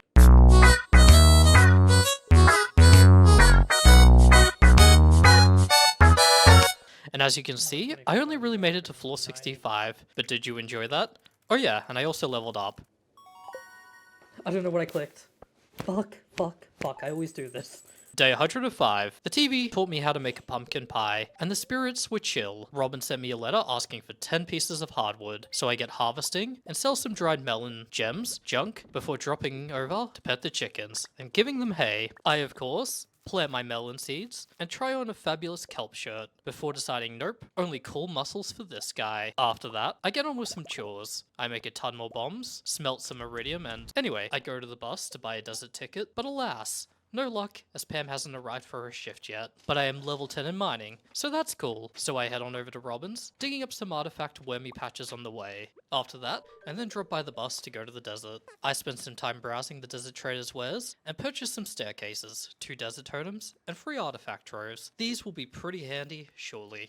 Then, it's straight back on the bus home, where I have no idea what I'm doing, like trying to make seeds from winter fruits. Then, I went to visit Clint to pop open the artifact troves and geodes, where I dropped the treasures off to Gunther and got some rewards, like an ancient seed recipe, and a rekt. The ancient seed is a valuable crop that takes a while to grow if I remember right, but the rekt, why is Tom Nook in this game? Anyways, after that, I spent some time chopping down wood at Marnie's farm. After chopping down a tree, I see a door that asks me to master the 5 ways. So that's cool. But anyway, you get the gist. I chop tree, then I go home. Truly lumber is the way of the future. Day 106, it was snowing again, but the spirits were annoyed. I head on outside and grab my powder melons to seed them in order to make some more, and then I visit my chickens to give them the love and attention that they deserve. Of course, I plant those powder melon seeds, and we enjoy some cool and cozy vibes. Then, I head into town and come up with an epic gamer plan. I feel like I might as well go chop down a shit ton of trees. So I take a walk in this lovely snowy winter wonderland. Wood. Did you know that 100% of trees are made up of wood? After that enlightening experience, I head into town and explain my other plan. I should probably chop down the trees in the quarry. After that was done, it was time to clean up the hot springs by pickaxing those pesky rocks and digging up those stick spots. Then it was back to the farm for some more cleaning. Then at 9 PM, I decide to make some wooden paths. And I place those down and around. Now I believe the benefits to paths are that they make you a little faster when going places. Perfect. This looks amazing.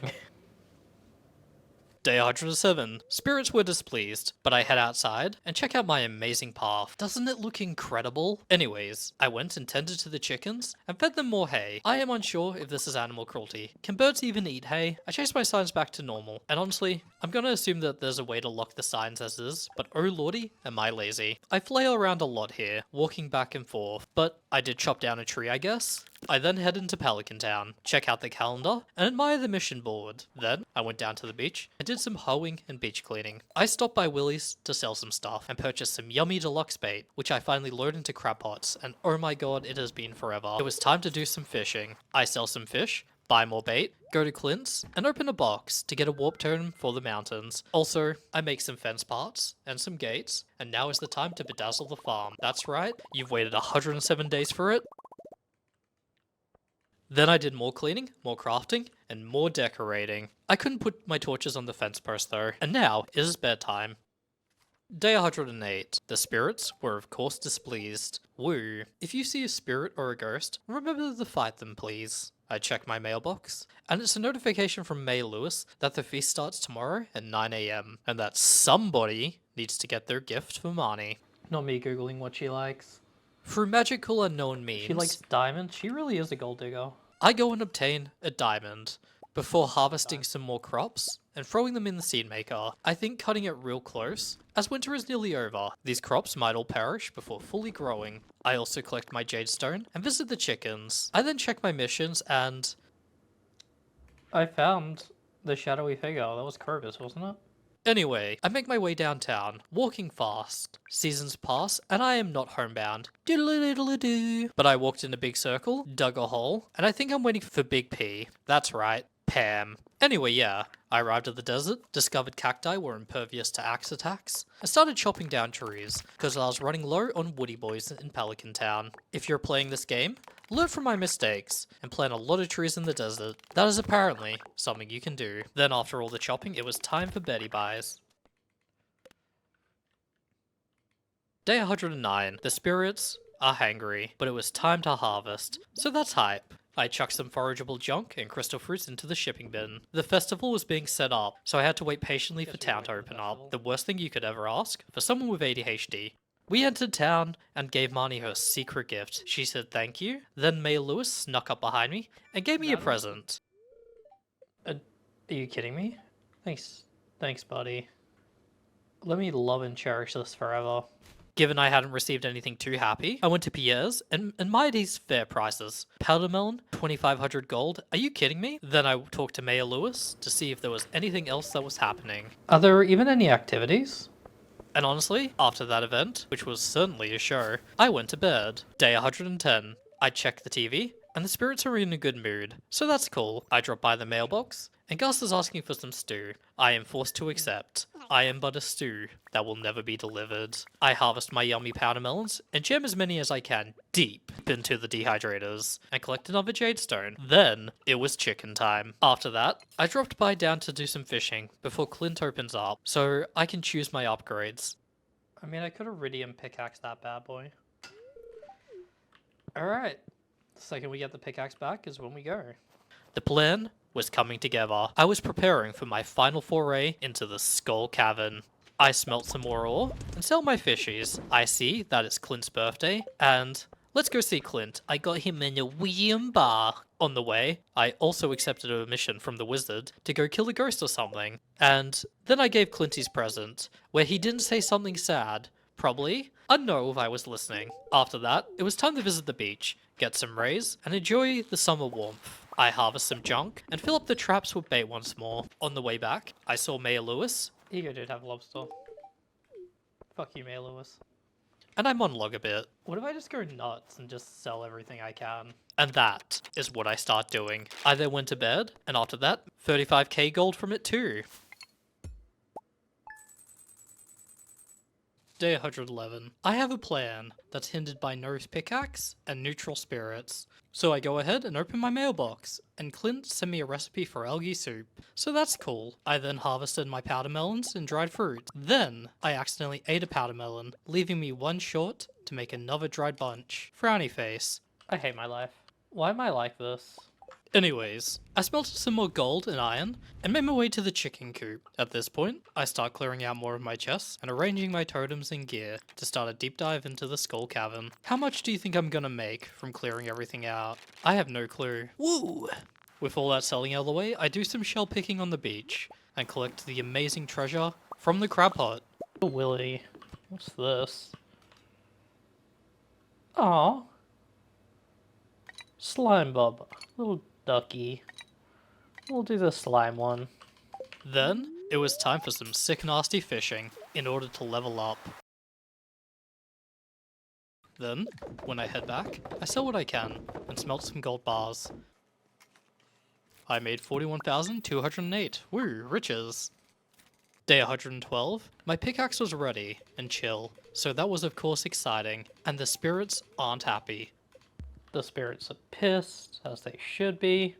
Especially considering what I'm about to do to this town. I collect all my dried stuff, as well as fruit and jade. I sell my fruit and dry goods, and visit the chickens again. Then, it was time to head into town, and then you get to listen to me be unhinged. I really want to do like a village, like Niflheim, burning. I head into town and do some fishing. You see, I had a plan. I haven't completed the community center. I cannot do it. I didn't plan well or prepare enough. But what I could do is do something unholy. So first, I stopped by Clint's. Give it. Thanks, Clint. You always were my favorite Eastwood. Actually, no, you weren't. Jesus Christ, Clint Eastwood's probably a bad person. Alright, that's definitely not going in. Then, it was time. Give me the Joja membership. And I did it. I purchased a membership, and this hot man tells me to come back tomorrow to start expanding it. Looks like we're killing all the Juminos. John Mios. Then I head over to the desert to talk with our lovely desert trader and buy some stairs. Then I pickaxe the crystallarium to get my last jade in the machine. Then I walk back to the desert. So this time we only have to reach floor 50. Then, I check out my stats, and I realize my stats are lacking, but my ass is packing. So I do some fishing in the desert, then I chase some butterflies, before heading back to Stardew Valley. I sell some stuff at the farm, then smelt some more gold, but I was too excited for what tomorrow would bring, and took an early night instead of leveling up. Like a fool. Day 113, I realize we have 3 days. I go outside and meet someone. Hello, my name's Kent. I just got back from overseas. I get mail from Robin telling me that. Really? Raw materials increased? Okay. Then I had a mission. Where's the old community center? Hey, that looks pretty damn good. I needed to upgrade everything pronto, and after realizing that I could not do it in the community center, I went over to Joja Mart. I do have carrots, and it is spring day one, right? At least I can put them all in my ass. I wonder if I'll save money by having completed the community center, but as Joja's is closed until 9, I do a quick spot of fishing. I caught some algae, sunfish, more sunfish, river jelly. Then, it was time to Joja Mart. Sup Morris, you submissive and breedable man. I then buy the greenhouse, and Morris tells me to come back tomorrow, as they will fix it overnight. Okay, well, they did that for me. Thanks, bro. I'd buy some seeds they have on sale. Well, it's not like I can really do much. I guess we level up now. So I take the train to the bus station, try to chop down the tree, and realize it's untouchable, and head on back to the farm. So I plant my carrot seeds, and resume the good old farm cleaning. Then, I drop in to visit the chickens. It was time for more farm cleaning. Yay! I then grab the mushrooms from the cave, make some field snacks, and sell even more stuff. Woo. Then at night, I'm treated to a cutscene of Morris and his team, building the greenhouse. Oh, there's a raccoon. That's cool. Heck yeah, finally. Day 114, I go outside my up, farm Evelyn? and get greeted. Good morning. It was a lovely walk out here. I haven't seen this farm in a long time. It looks even better than I remember. Evelyn, you were simping for me, and I love you. Here, I bought you a little something. It's a gift from one gardener to another. Ooh. A garden pot. I'm gonna put my dick in that. Then, I get some mail from Pierre, telling me he has epic gear, and then I start decorating around the farm. They call this the Chungus corner. Alright. Gonna put the bear here. Don't know what this is. Completely forgot, but that's fine. And inside the chicken room, we're gonna have a statue of the chicken. There you go, guys. Now you know how goated you are. Honestly, I'd be shitting my pants with joy if I was a chicken right now. Then, I go sell some eggs, grab an ancient seed, and an iridium sprinkler, and plant it in the greenhouse. Take an ancient seed, grab a sprinkler, and that'll take care of itself probably. And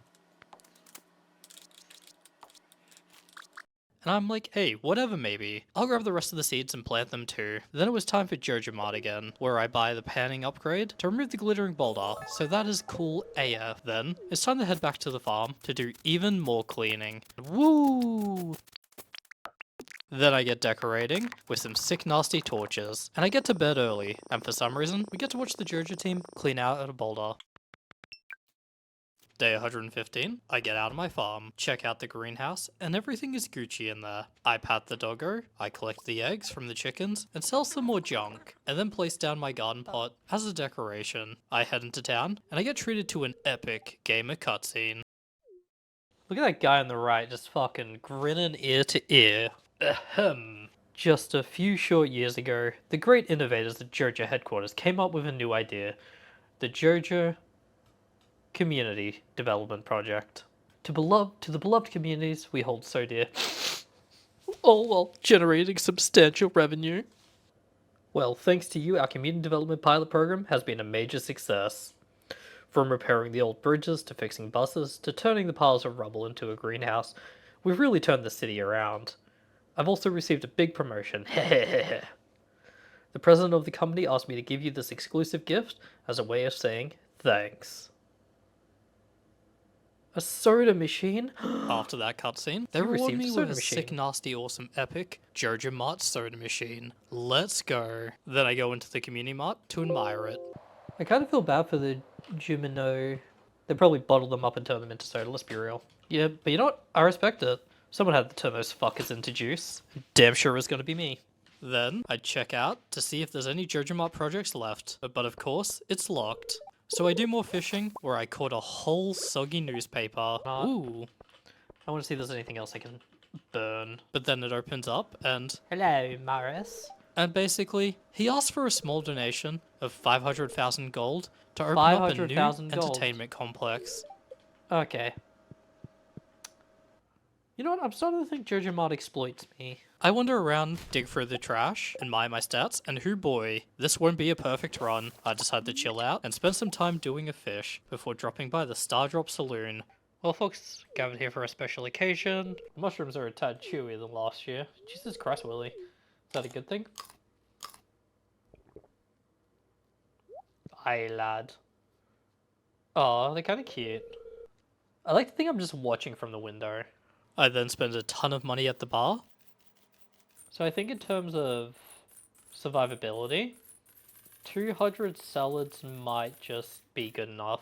And because I'm excited for the final push, I sock all my extra items away Here I and am. go to bed. It was time to reach the bottom of the Skull Cavern.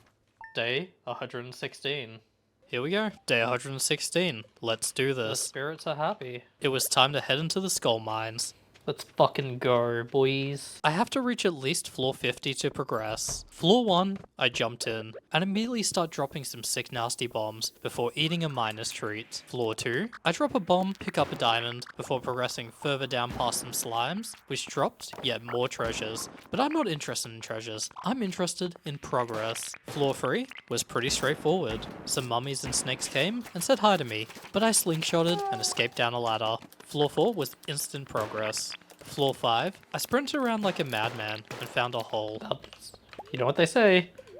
There's a hole, it's a goal. I ended up in floor 12 and blew it up while killing a slime and made it straight to floor 13. I didn't waste too much time as a snake attacked me because I saw the ladder to floor 14. When I munched on a ton of salad and went down another ladder to the left pretty quick. 15. We're making good timing, I hope. On floor 15, I bombed some stones and found floor 16 right away. Floor 17 was a few bombs away.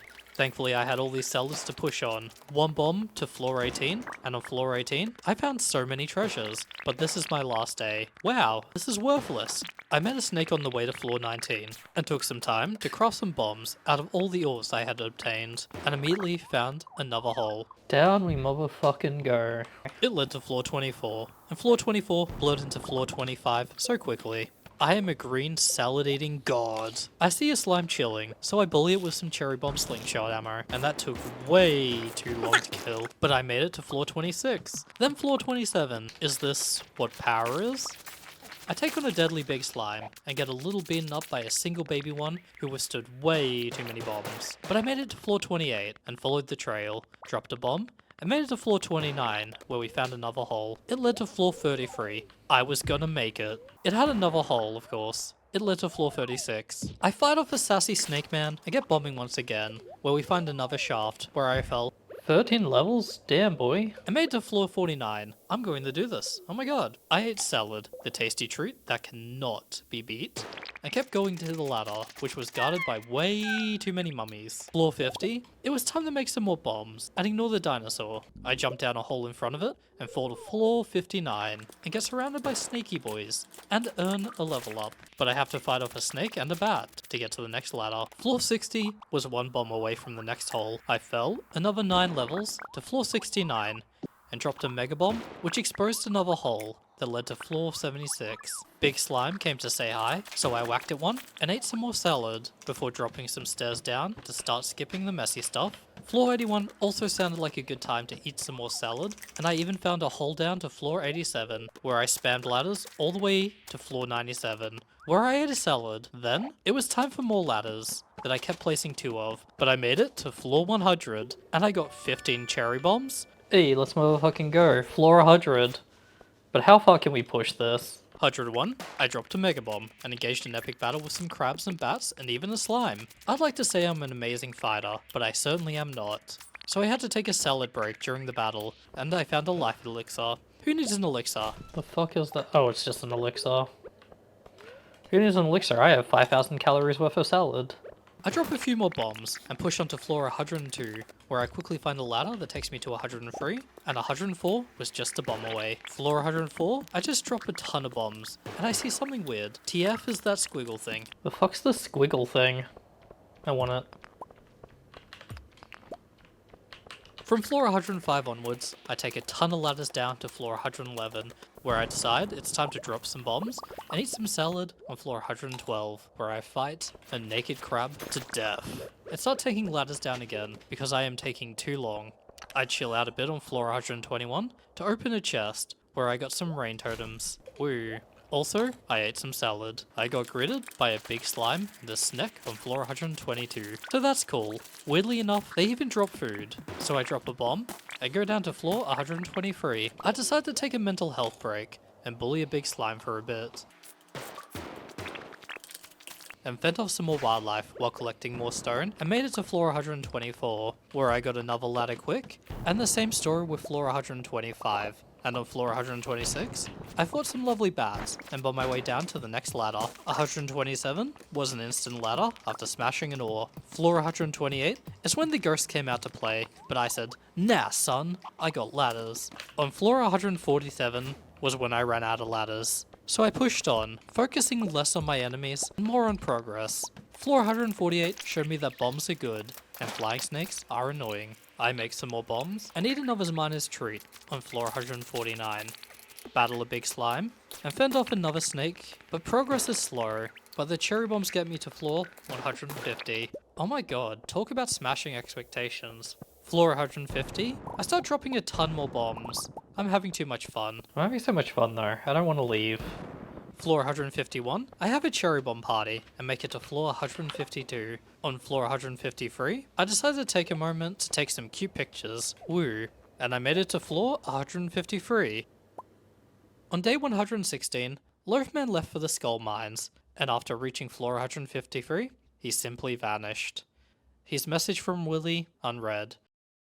Some say he was never heard from again. Others say, if you go there, you can hear the deep rumbling of explosions deep beneath the earth. And others, far more likely say, that he returned home, gloriously successful, where he ushered in a new golden era for Joja and Pelican Town. But what really happened is up to you. Do you want Loafman to return, or do you want to see something exciting and new? Anyway, it's time for the report card. At the end, Loafman reached level 10 in farming, level 10 in mining, level 8 in foraging, level 9 in fishing, and level 9 in combat. Given how close he was to max level in the remaining 3 stats, I give him a B+. For his decoration skills, I believe he succeeded in bedazzling his farm, but given the decoration skills, we're going to give that a solid C. And as for reaching the bottom of the skull mine, let's give him an A+. Overall, we got a solid B student, I think. Anyway, thank you all for watching, and have a good one.